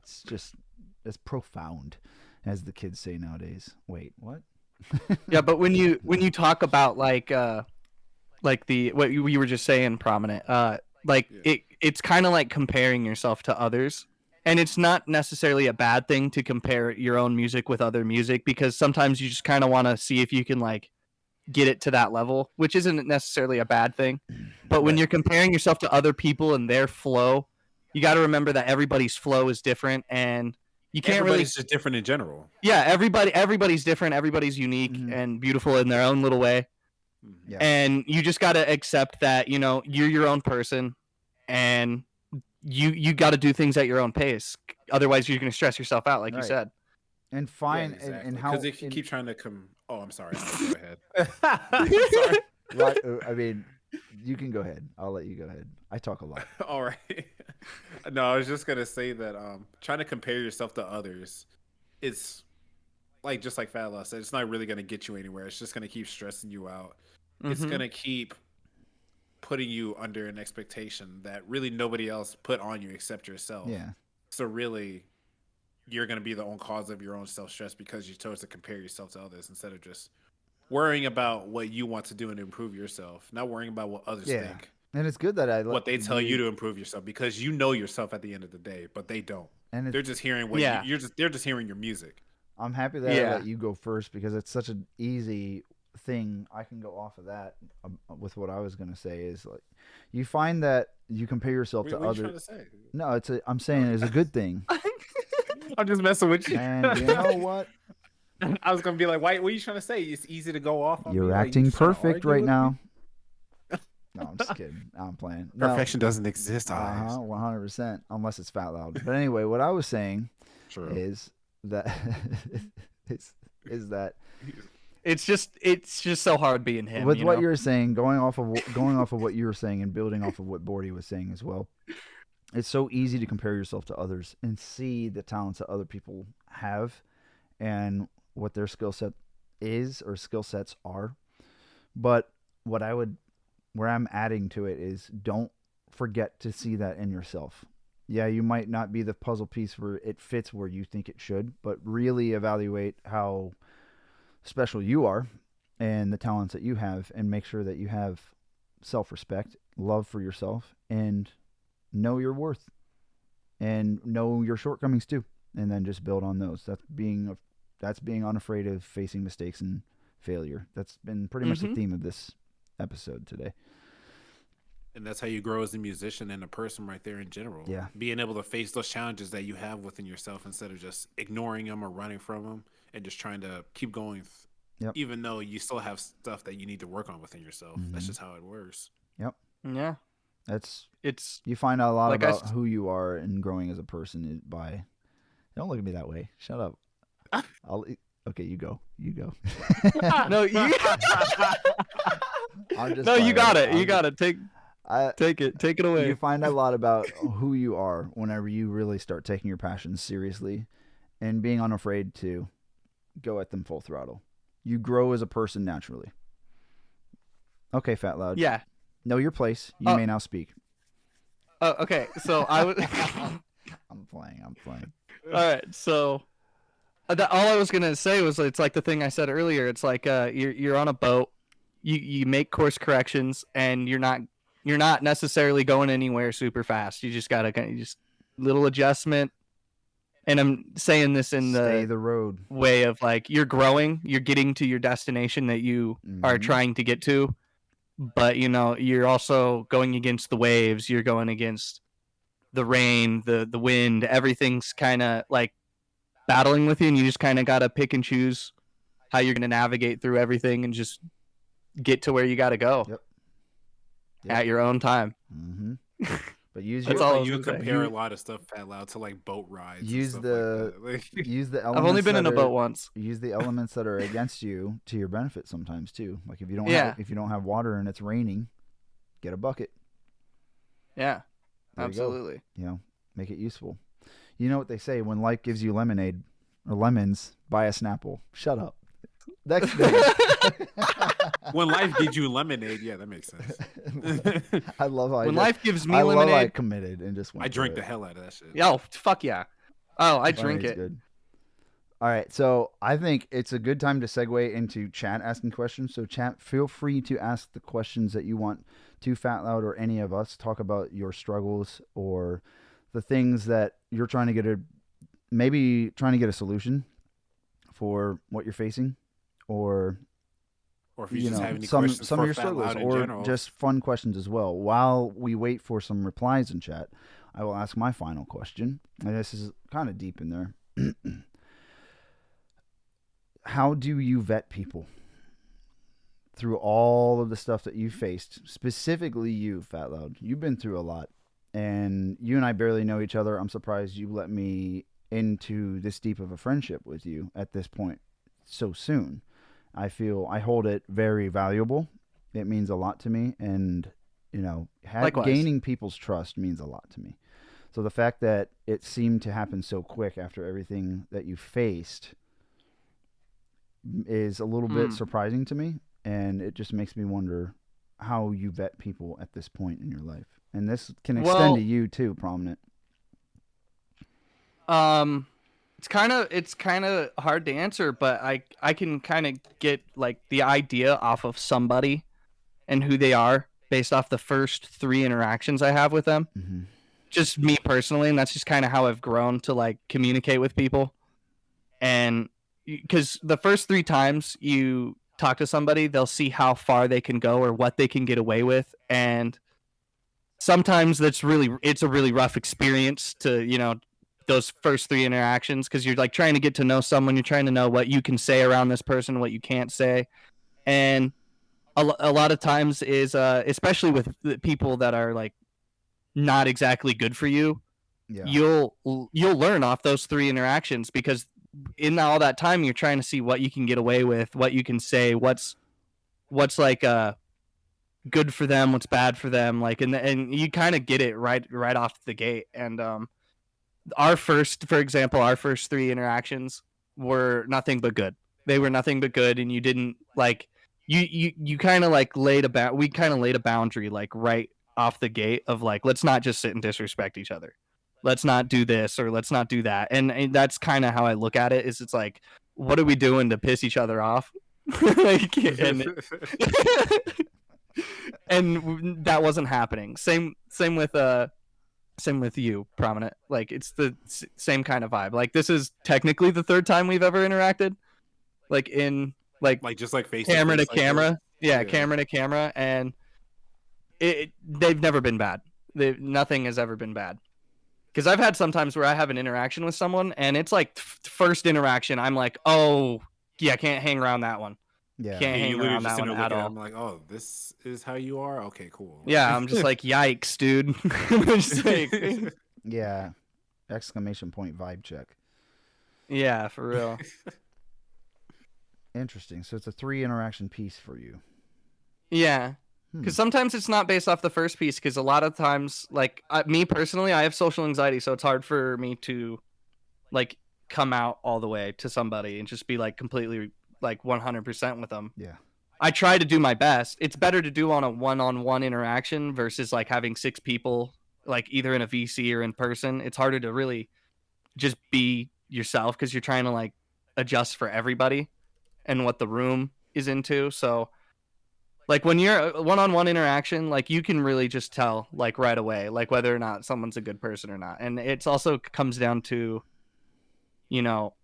gut feelings that you have about somebody. Yeah. And, like, whether or not you feel comfortable around them based off those interactions. And that's kind of like, yeah, I feel comfortable here, you know? Yeah. Like, Well, that's I'm not sitting here Well, what's stressed funny out. is at the beginning of your statement, you said, we're not going to disrespect each other. Now we're at the point in our friendship where we will make a whole We just- hour-long bit about just insulting each other, then being like, dude, I am actually, just so you know, I'm kidding. I'm sorry.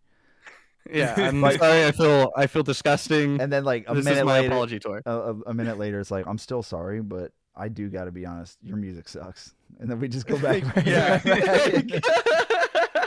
It's like, I respect you, but your shit's trash. Just like, Yeah, it's awful, dude. But then we're always like, no. I legitimately, like, it was funny last night. You're like, look, this isn't a bit. This isn't a setup for a bit. I was genuinely joking. I'm like, dog, I know. Like, I have to make sure though, like, even though we know each other and like we've established a level of trust, it's good to just still, like, you know, break that barrier of whatever Yeah. we're really doing. And what makes me laugh And even just, more like- is like, you don't even know when I'm about to do a bit. I love that. I love being mysterious like that. Like, I'm like, yeah, I'll make you a Yeah. logo, and you're like, I don't know if I want you to make me a logo.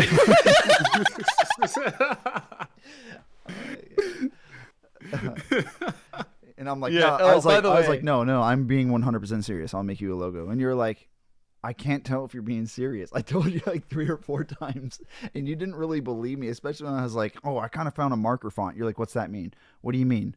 What do you mean, marker font? And I finally pulled up my stream. You're like, okay, I trust you now.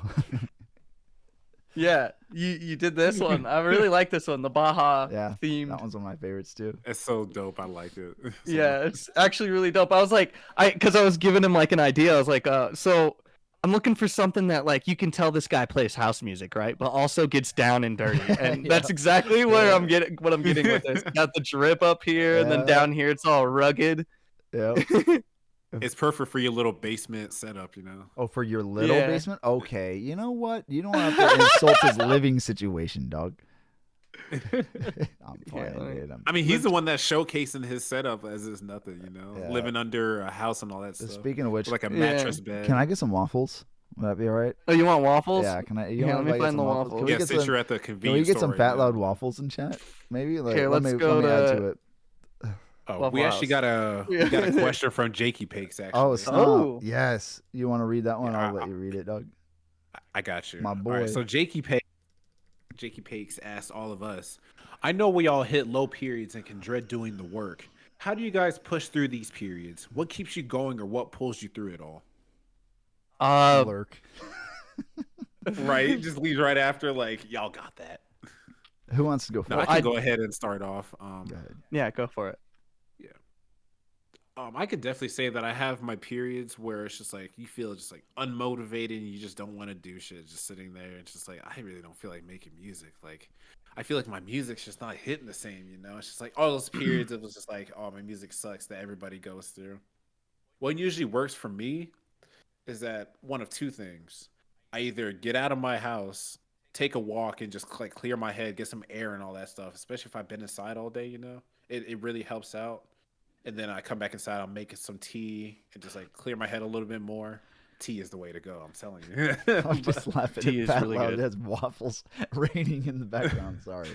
I'm listening. No, I'm you're listening. good. Tea is- It's tea is- distracting me tea is too. I'm nice. trying not to like pay attention to You it. guys messed me up on my intro a little bit too, because you're all Like like, I've been thinking really hard, you know, lately. But sorry, promise. the other thing that I usually do is that I'll just force myself to get up and make music, you know? Like force myself to like get up and get back into it, and then once I start Yeah. hearing my music again and then hearing what I'm actually doing, I'm like, okay, like the little bit of motivation starts coming back, you know? Then that's when I actually start like trying to like bring back some ideas that I had but never like capitalized on. And that's what really starts bringing in the more ideas and stuff. And then a snowball effect eventually comes in, and then the motivation is right there. It may not be like at the top that I usually have when it comes to the motivation, like when you see me on stream and stuff like that. But at least it's there, and I'm not just like slouching and feeling bad about myself and my music. Yeah. When I know Yeah. that I'm way better than I was in the past. You Yeah. know? You know what? We'll let Fat Loud answer it What? last because he's the guest. Okay. Okay. No, I mean, Save the best it for is last. super good to just kind of. I don't know, like what you were saying. Just take a walk every now and again. Clear your head. I don't know. For me, that's such a good question, though. Dread doing the work. How do you guys push through those periods? What keeps you going or what pulls you through it?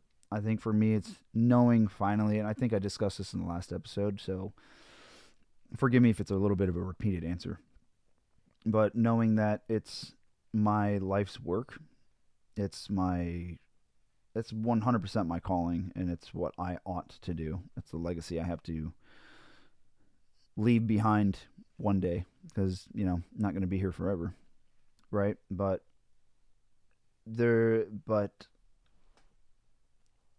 in the moments where I just don't want to do it, it helps to remind yourself that it's a full-time job and it's a not a year plan, more like a 20, 30-year plan, maybe more. And you're going to hit plenty of periods like that, and you just have to take them as the rite of passage again or the test and keep going. But not only, I guess this is a big part to the answer, is it's not only for me as to why I do it. I do feel some sort of drive to do it for other people too. Like, that's another thing that feels good about releasing music, in you guys seeing me release music. Hopefully it's like, oh dang, I know that feeling. Now let me release something. It's like that healthy competition thing. But it's also, I like to do what I can to be that beacon for others, just to show you guys that, yeah, there are many days where I don't want to do this, but I do it anyway. And at the end of the streams, I'm always super happy that I did and elated. And hopefully it is a motivator and inspirational for other people, because I look at other people, like, for instance, Cinnamon Toast Ken, Leon Lush, PewDiePie. They've always, 100%. They've always constantly updated or uploaded. And at some point that clicked into me. I'm like, maybe I can be that for somebody else. Maybe I can be somebody else's entertainment on a bad day. Or, maybe I can say something in there that motivates people to start something or to continue something. And to close the answer, it's a lot of you guys. I come in to stream sometimes and I'm just like, all right. I'm very tired. I gotta get in the zone and stuff. And then you guys start just messing around with me in chat, saying things, telling me stories, opening surprise boxes, trolling me hard. And I just, within the first hour, I'm completely different personality. I'm having the best time because I'm hanging out with my friends who are there to support and to make sure that I'm having a good time as well. So I have all of you guys to thank. I mean, it's a big motivator as well, just people being interactive and showing support even in the smallest ways. Nice. No, definitely, because like it definitely is a community that is just like you guys. It keeps me going as well, because like we can definitely have those days where we just don't feel like hitting the stream starting button or start stream button, and it's just like you don't feel like it. But once you do, Yeah, it's just like, all right, we're doing this. All right, let me get myself hyped up. You have to wake myself build up a little bit. Good habits. You have to stay disciplined. If you want something, you have to realize you're not always going to want it. There are going to be those highs and lows. Don't take them too high, don't take them too low. But if you genuinely want something and you see it in your future, you better not stop. You better keep going. Stay disciplined, even whenever you don't want. Preach. A lot of people help you grow in general. A lot of people need discipline nowadays. Hopefully that's not a controversial take, but that's just how it is.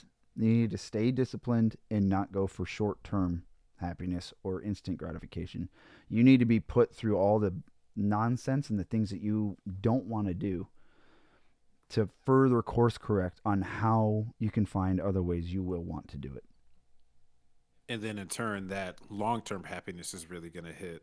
Yes. And that's the long-term happiness you have to achieve. Does not come easily. You have to get through a lot to achieve it. So, and people forget it's not going to be a cakewalk. That's for damn sure. It's not going to be a regular stroll. Like, it's going to take a long time, and it's going to be hard as hell, because you're actively trying to make yourself grow and adapt to just new situations that you're not used to. But that's just how it goes, you know. And you look back once you achieve those, you're gonna feel so damn proud of yourself. Yeah, 100%. And that's when Oh, that yeah. boost within yourself is gonna hit right there, and then you're just gonna want to keep going, you know. But that's what the healthy habits are doing for you. You're actually growing and being more of a healthy person, and all this drive, your stuff that you've been trying to get for, it's gonna hit you. And Right next there, thing you instead of just know, going for the instant gratification. and next thing you know, you're releasing a song in January, and then you in February, because instead of sitting down on the couch and going for the instant gratification of just watching other people entertain, you decide to entertain by doing things that you ought to do, and then you actually got work done, and you're reaping the seeds that you've sown, and they're wonderful. They're becoming fruitful, and they're turning into something very real, a community of everybody being involved with this and just making tons of friends. If I didn't stay disciplined, I don't think 3 of us would be friends right now. Well, I don't know. I don't know if you guys are friends. Sorry, I shouldn't speak for you. I'll let you guys decide that. But I don't know if I'd be friends. I believe me and Fat Law are friends. All right. Yeah, we're all the homies right here. Yeah, Like I feel, like I said, our interactions have been great. Like I love hanging around you guys. I want to hang out more. Like even outside of this. It was amazing meeting you in person. That was such a kind of a dream come true. Honestly, Oh, dude. Honestly, it was a vibe. Yeah. The entire time. That hotel. And I can't definitely wait for Prominent remembers and I to meet us in person. Like the second time I was in, like nice, this, dude. like when he followed me back, and then he was in my stream, and then he came in there like a second time, and I went back in his stream. I was like, dude, we're bound to meet in real life. You know that? And he's like, oh yeah, Oh, definitely. yeah. All right, so Fat Lad, let's let you answer the question. Ooh, I go on rambles. So, nice timing. I got to think about it for a second. Like so. Like how I get through it, you know. I don't. That's the thing. Is life is like a saw wave, and it goes up and it goes down and it goes up again and it goes down. And when I'm in those valleys, when I'm down there, you know, I like to process that and I like to really feel it out. Face it. And I don't, like head on. I like to just be there.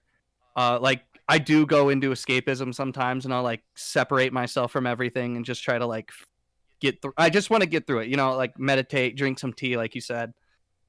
And like I want to make sure that, you know, I understand. And I learned this through Brianna Brittany, is that I feel this way right now, but I'm not going to feel like this in the future. Yes. And that's so important to say that. And that's something to think about, because when you're in those valleys, it's like, how am I going to climb out of this one? And the answer is, this is just going to happen naturally, and you're going to get through it.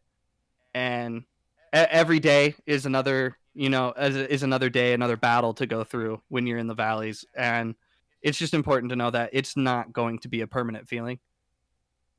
And yeah, so when it comes to other stuff, because this is a multi-layer question, which really. Yeah.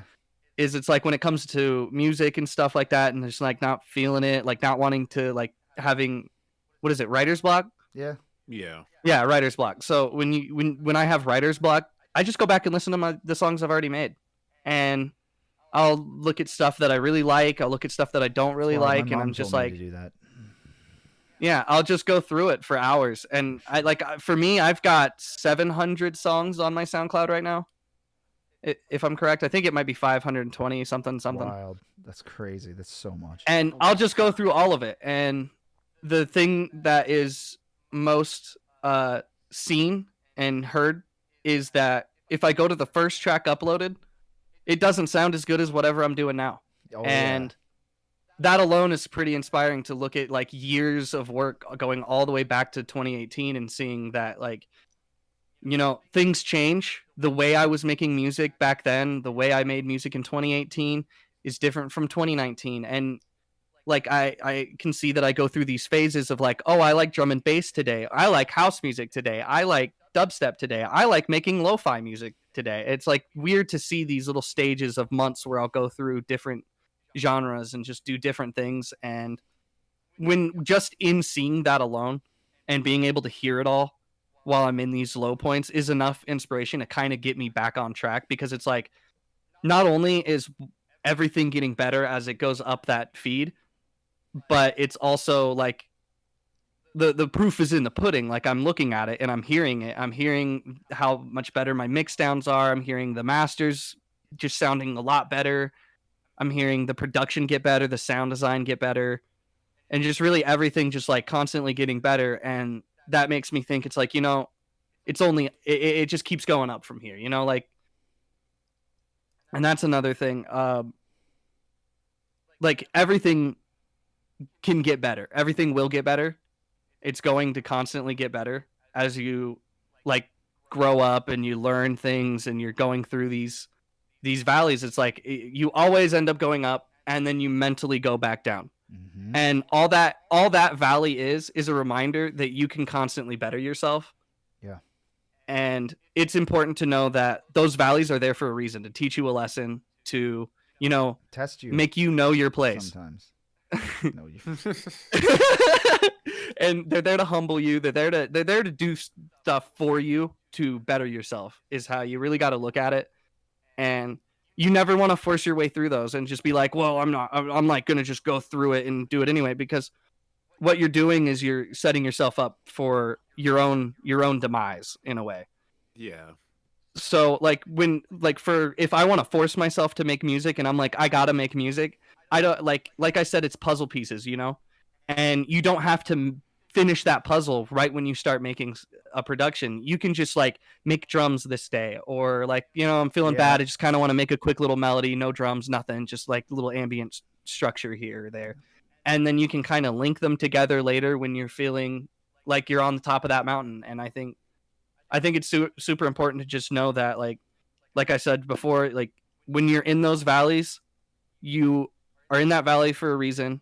You can get yourself out of it, and the feeling that you're feeling right in that moment is temporary and not going to be there forever.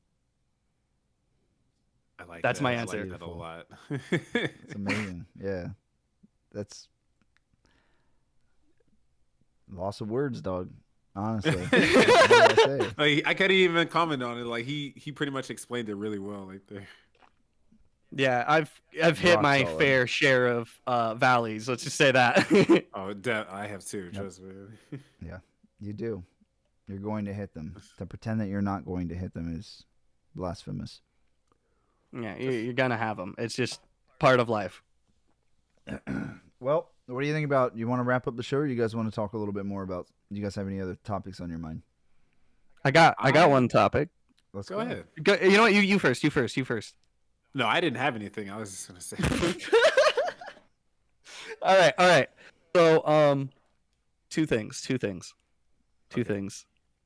This is shameful of me to be doing. Shameless, actually. Man, you're that's so the word. Misleading. Sorry. The song that we all did, all of us in here. That's through that stream. That's right. We need to bring up that. I've had it pulled up this entire time. Just it's kind of been sitting there in the corner. He's like, it's the only reason I'm here.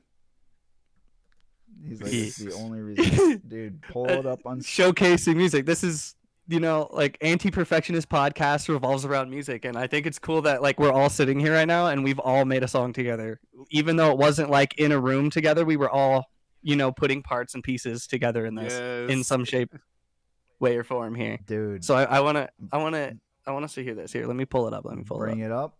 I'm gonna blue ball everybody real quick because I have to go to the urination PlayStation again. Okay, so we're gonna run that real quick. Little break. We're gonna run that real quick. Urination PlayStation. Give me a minute. Rena said, "Oh." Rena's interested. She's hyped to hear it too. Let's go. Nice. You can, don't talk. I mean, I'm cool with you guys talking about me, but chat doesn't want you to talk bad about me. So, I mean, I'm cool with it, but chat said, don't. All right. Yeah, who is that guy? I have no clue. It just comes in and starts rambling, It's crazy. Anyway, no, I actually had a question for you specifically. How do you free flow your stuff, dude? Like, how do you? Because you just be like, I come into your streams and I see you. You're just on that keyboard. You're just on that EWI, just vibing. Like all of everything just works every time. I'm always sitting there. I'm like, dude, this is crazy.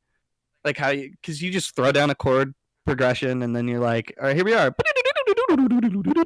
And I it's so inspiring, honestly. How I really do it, honestly, like the chords, they always just come to me, honestly. Like music is always like playing in my head, regardless of like where I'm at, what I'm doing. Like even if I don't have headphones in, or I'm not, even if I'm in a quiet room with just like a fan or something like that, there's gonna be music playing in my head, and like right now I can hear it now, even though there's like no music playing through my computer, but I can still like hear music playing in my head, and like sometimes I can get like some good ideas and stuff like that, like some good like chords and stuff like that I can use. And then I'm just like, oh, this sounds really nice. Especially during the stream. Sometimes like I'll just start like noodling on stuff, and then out of nowhere I'm like, this actually sounds pretty nice. And then I'll just like record that 8-bar loop or something like that and just start rocking with it. And just start building off of that. Just to have something exciting for like the chat to like jam out to and just have fun, you know? And that's really what it's all about. I just have fun making music. And also like I usually Asleep.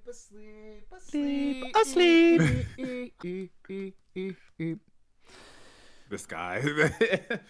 No, but I usually just go with the flow when I'm making stuff. Like I'll come up with like a chord progression right there, and usually how it starts is like I'm just playing some stuff, noodling around while I'm talking to the chat. We're just like talking about life and stuff.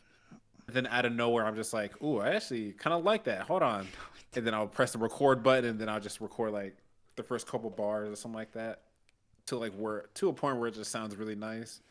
And then I'm like, okay, let me add some bass in here, and then let me mess around with these drums. Let me add this in here, you know. And then sometimes I'll just either keep building on that, and then just go with it, grab my E-wing, and just start jamming out.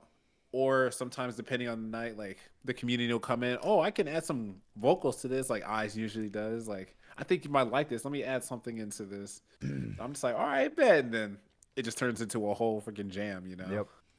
Yep. 100%. Yeah, no, dude. Like when I came in, it was it was more recent stream. You did the "Ain't No Sunshine" like cover remix thing, dude. That hit so hard because I had come in and I was just kind of chilling and I didn't hear the chords for that. Like I was like I heard it, but I wasn't thinking "Ain't No Sunshine," you know. Yeah. And then all of a sudden you started doing that. You hit the whole verse. I know. And started singing and then too at some point. And then right after you switched it up into the that solo piece, I was like, I need this. Like this is the greatest thing I had ever heard. Like as of most recent. That was the coolest thing I've ever heard. Like just randomly put together live. I was like, dude, there's no way. There's no way, dude. I was having so much fun with it too. Like I knew what I was gonna do with that song, like, but I wanted to like set it up in a way to like people wouldn't know right away what I'm doing.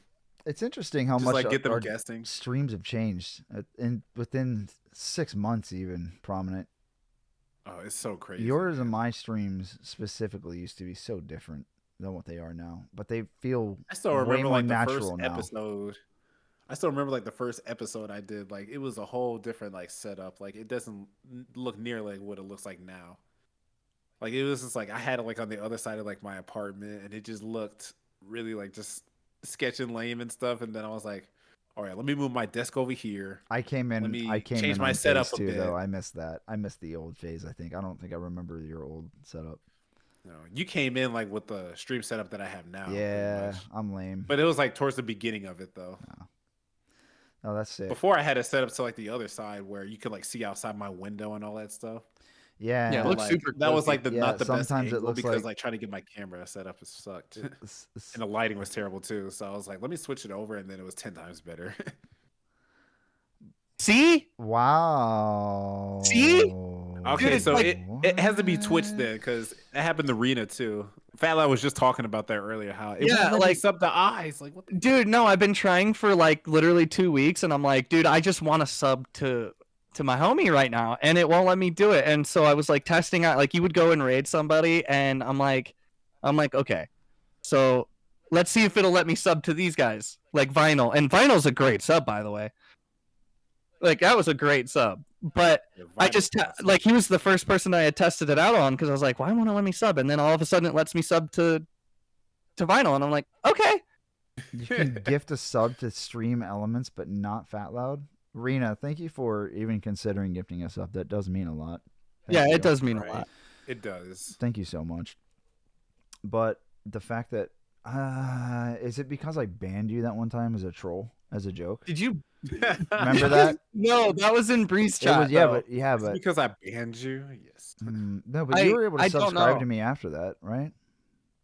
Yeah, I was, but it's been as of recent. It's like, no, you're not allowed to sub. You're missing some of the best emotes on the platform. And, I know it hurts my feelings. And ad-free viewing, unless you use ad block, which I'm down. Like, no, look at this. Look at this. I'm gonna bring it over. I'm literally gonna pull it up. Lettuce, mayonnaise, skin, and onions. Maybe. Oh, here we go. This is how. Look at this. To show us firsthand. Look at this. I'm gonna show you. Is it gonna bring up card information or anything? No. Okay. No. You'll be fine. You'll be fine. We're all gonna get your info. Oh, you know what? So look at this. Hold up. It just sits there. Okay, you know what I do? Because mine has issues too. Cut your stream, go to full checkout. Or wait, hold on. Do it right now. Don't put card information in. Go to full checkout. Look, just for reference, anyone that actually tries, if it does pull up my stuff, you're not going to get much. I am broke. So I have enough money to sub to a couple people, and that's it right now. So I just want to be known. You are not eligible to make this purchase. That's exactly what it does to me. And I have my card information on here too. So it's just weird to see that. Bizarre. Can you reach out to Twitch on that? I should. Yeah, I should. Probably should. Because if Rena has trouble doing it too, then it's a Twitch thing. Yeah. The only thing as I can think is that I banned you as a joke in Bree stream. I know you remember that because it caused you to get some flag sort of system through Twitch at some point. Right? But no, I think it was with BTTV, Better Twitch thing, whatever that is, and it would come up to a lot of users that, hey, this guy was blocked here and he is suspicious. Yeah, Rena, what had happened is we were in Bree stream and we were just trolling and having a good time, and we were pretending to break up on the stream and just causing chaos in the chat, having a good time. And he's like, ban me, you won't. I timed him out. And he was like, okay, you want to time me out? Ban me. You won't do it. And I did nothing. And then I let time go by. And he's like, see, I told you wouldn't do it. And I just let it sit for like a good 5-10 minutes.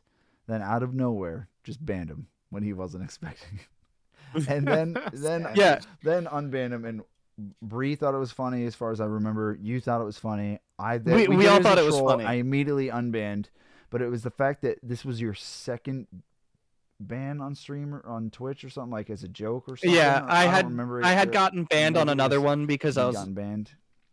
Yeah, I had gotten banned somewhere else like 2 years prior. I don't know why this is even a thing. But I was modding for somebody and they quickly blew up. And I don't want to name drop, but I was just modding for somebody and they blew up to the point where it was 500 people are in their chat, and I couldn't keep up, and I just nicely asked, I was like, hey, look, I honestly can't handle the pressure of trying to keep everyone in line, because it was constant. It's people need to be banned every day. And then on top of that, I was in the Discord modding there too, and that had 4,000 people in it, and I was super stressed out.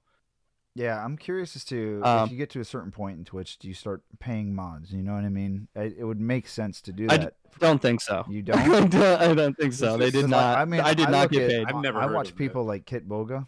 He has sometimes 6,000 people in a stream, and I'm like, dude, I'm sure he's probably, those are some close friends of his, and he maybe, I don't know if he's paying them. I mean, if they all have a deal to where they're okay with not being paid, that's not a problem. I'm just curious as to when it's that much, since mods need to kind of be there, I wonder if they work out a deal. Yeah, I don't know how that works. I definitely was not getting paid. But anyway, long story short, I said I couldn't handle it. I was like, can I please just be unmodded? I'm still down to hang out. Shout out Kid And Butter, that by the person way. did not take it. Yeah, oh, yeah, for sure. And that person did not take that kindly and immediately banned me. Awesome. And that was like pretty much my first offense. Yeah. Yeah, what He's Rena like, you Which is says. don't okay. offer anymore. What Rena says. Yeah, contact support. That might be the move. Yeah, I think that's what I'm Yeah, going you to might do. have to. And then she said, also, why the F do. Why in the. I see what you did there. Why in the F word TF do so. She did what I did. Oh my OMG. You do that shit all the time. She threw me off. She got me. I love it, dude. Big, Not going to NGL lie to you. not right gonna now. NGL lie to you right now, but like to be completely TBH honestly with you, that threw me in for the loop. For real FR. For real FR. But to answer your question, if you're on mobile and I specifically Apple, I think they both do, but Apple charges extra to They do, because it goes through iTunes. yeah. So it's an Apple thing. I don't know if Android does it too. If you're on Android, they must, but you know. Yeah, they don't have a choice really. It's like $1 more, but still. Yeah. But it's. I think it's like $5.99 in comparison to the regular $4.99. And when they have resubscribe like 20% off, like right now, by the way, hint, you should do that. But Thank you, Phatloud. yeah, you're welcome. It does not give you that 25% off. It's like, no, you're still paying $5.99. So dumb. Yeah, it's super weird. That's really weird. That's strange. It's okay. It's not a big deal. Like all you got to do is get on a PC, and then that problem solves itself. Yeah. Right. Exactly. Yeah. Let's hear this Sunbeam. Yeah. Let's hear Let's hear Sunbeam. Chat, please let me know if the audio levels are a little awry with this, because we've been using voice this whole time. I didn't sound check for this because I wasn't sure if we were going to be utilizing music in the stream today. But so there's this one. I'm just going to turn it down a little bit so it's not blaring on my end, because it definitely will be disgustingly loud for me. Okay, I'm going to put you at But here it is. 70% This on is stream. This is I's lo-fi beat with Prominent Beg, and then I sang on it and did some structuring. So here it is. All right, Yeah. buddy.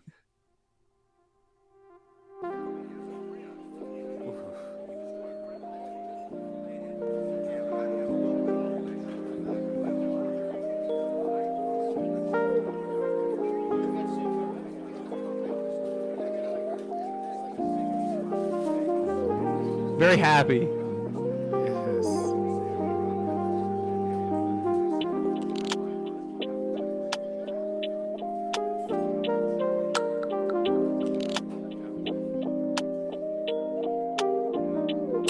Volume's good. Perfect. Thank you, Rena.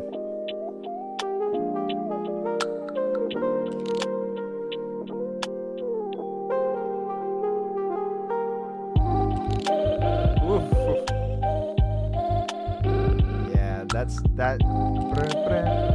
Phatloud's voice. I turned his voice into a synth there.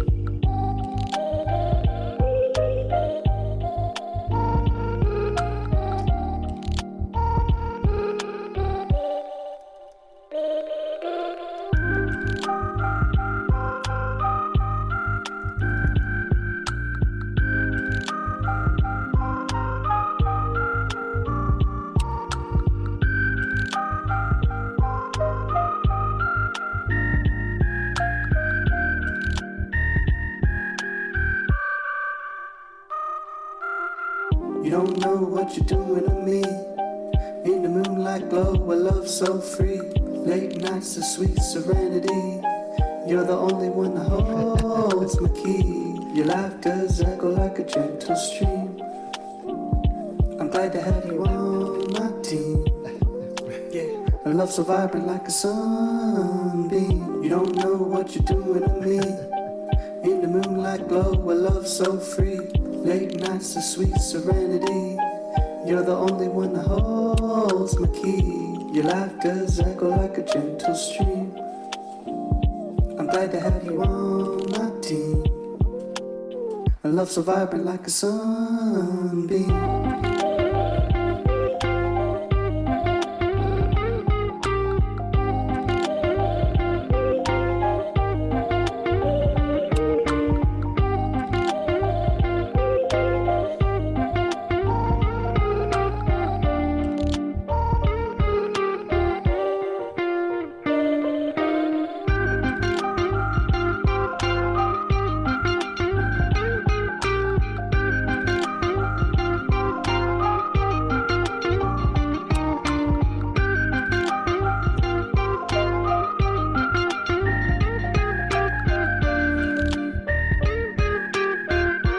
break it down. Prominent. Here it is.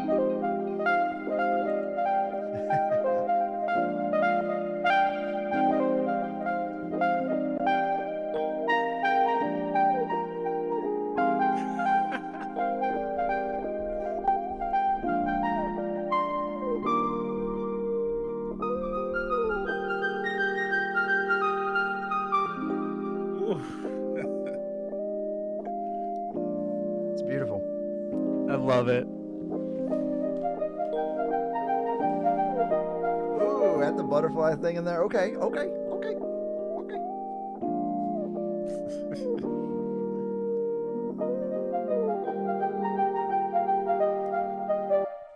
Oh, it's Beautiful. goddamn beautiful. Doggone Beautiful.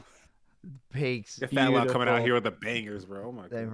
freaking Jakey Pakes coming in the chat. This is sick, but can you play Wonderwall? Dude, Wonderwall. that's what he said. That's what his chat was earlier. Like right at the beginning of the song. Didn't even give it a chance. I'm waiting for the next person to be like, this is sick, but can you play my song? It's like for FR real, for real, this is nice. That's right. Changing lingo. Nice. Changing lingo one person at a time. Now he's doing it. He's been doing it too. Now Harmfree has me saying Jones and a business and the conglomerate. Right. He got me saying the business now. Like, god damn. And like, that's clean. You know. Now I'm getting him to say that's the environment or instead of vibe. Oh, dude, I love it. Also, just to go back on the trying multiple ideas out, like these are all like different versions of the same song. I just wanted y'all to see that. Yeah, Because like a lot of people will settle with doing the same, like just one thing, and they're like, this doesn't need to be touched anymore. And I just like to always kind of play with the idea of multiple different versions of something. Mm-hmm. Yeah. And like I've got live edits, I've got, you know, finals, I've got unclean edits that are dirty. I've got like I got a demon mode there, it seems. I've got, you know, this one's a collab with somebody, but Is this the one you we've were been done making with this last song night? so long. Yeah, this is the Oh, one I was bro, making last we night. need at least 30 seconds of this. Just play at Okay, I least can- 30 seconds. I can do Yes. that. I can do that. Here we go. Let me Give make us a little sure. Okay. preview at least. All right, I'll give you from here to here. That's about 30 I need seconds. to make sure that my Alright, audio check is good too before you play it. Yeah, I just want to let y'all know this is not as lo-fi as the last one. This is about to switch over to like Oh, yeah, some yeah. like this is heavier. Yeah. pretty wild. The inspiration for this, by the way, was have you ever heard OG Bobby Johnson? I don't think so. Yes, Oh, I man. have. Yes, I OG have. Bobby Johnson. Let it rip, dog. All right, yeah. Here it is.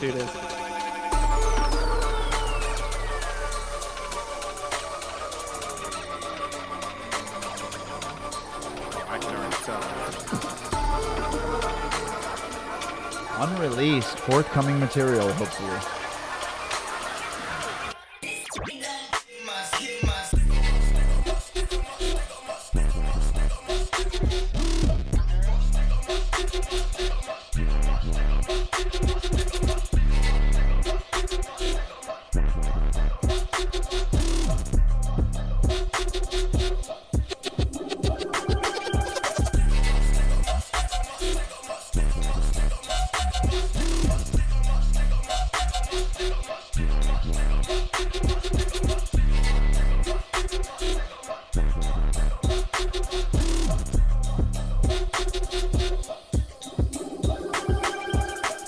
Yep. All right, pause. Oh, Pause. dang. Pause. We're just going to my face for a second.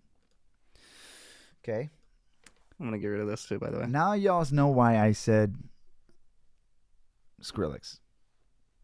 Now you know why I said he produced like Skrillex. You got it. Right there. Good stuff, man. I can't wait for that one. The mix sounds pretty good, and the bass line that you were working on last night was pretty sick too. Love it. Nice.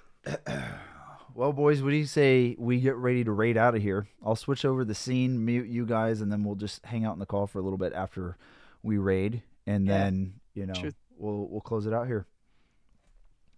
Hell yes. But Okie dokie. let me see. Let me make sure the audio levels are good one more time for you guys. We'll start with our very special guest, phatloud. Tell people where they can find you. Put your links in the chat. I'll give you a quick shout out real quick. Up here, you can see Instagram at phatloud, just pretty much phatloud throughout everywhere on social medias. Mhm. I think it's on YouTube. I hope so. But yeah, I haven't done anything on YouTube, which is a shame. I should probably do that. But like Instagram is like the place I'm most active when it comes to not Twitch. Twitch.tv phatloud. Thank you for the shout out. I love being shouted at. Oh, I love And shouting I know. And then SoundCloud phatloud, Spotify phatloud, just and the Lost same Rejects, thing, same spell. Lost Rejects on Yeah, you Spotify. can also find me at Lost Rejects. And those are two separate words. Lost Rejects, right? Yeah. Yeah. And yeah, that's just pretty much where you're gonna find me. I'm just on the internet. That's just where I'm at. Playing in Truck the crawl Simulator space every is now and at again. playing Truck Simulator, sitting in Waffle House. It's always a good time. You guys will enjoy his company. Definitely. It's always a vibe definitely in the be there. stream, definitely. Yep. Thanks for having me, by the way. Dude, thank you for being a part of the show. I'm honored to It was a be here. pleasure. You guys are awesome. The feeling's mutual, It man. was a pleasure. The feeling's mutual. And Prominent, where can we find you? Yes, you can find me mainly on Twitch as well, twitch.tv/theprominentbeg. And then you can also find me in a lot of socials as well. I'm mostly just like phatloud. I'm mostly on Instagram and Twitter outside of Twitch. So on Instagram, you can find me at Brandon Isaiah Music, and Twitter just at theprominentbeg. 10-4. 10-4, man. Well, thanks for co-hosting.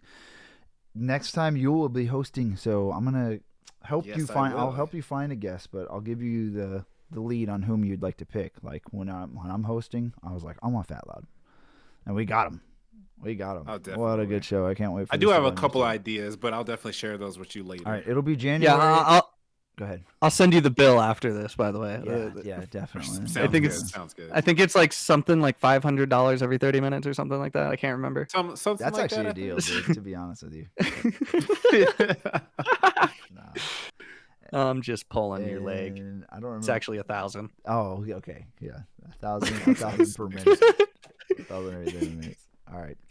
Yeah. All right. Well, I'll be right with you guys in Discord. I'm going to close out the show and,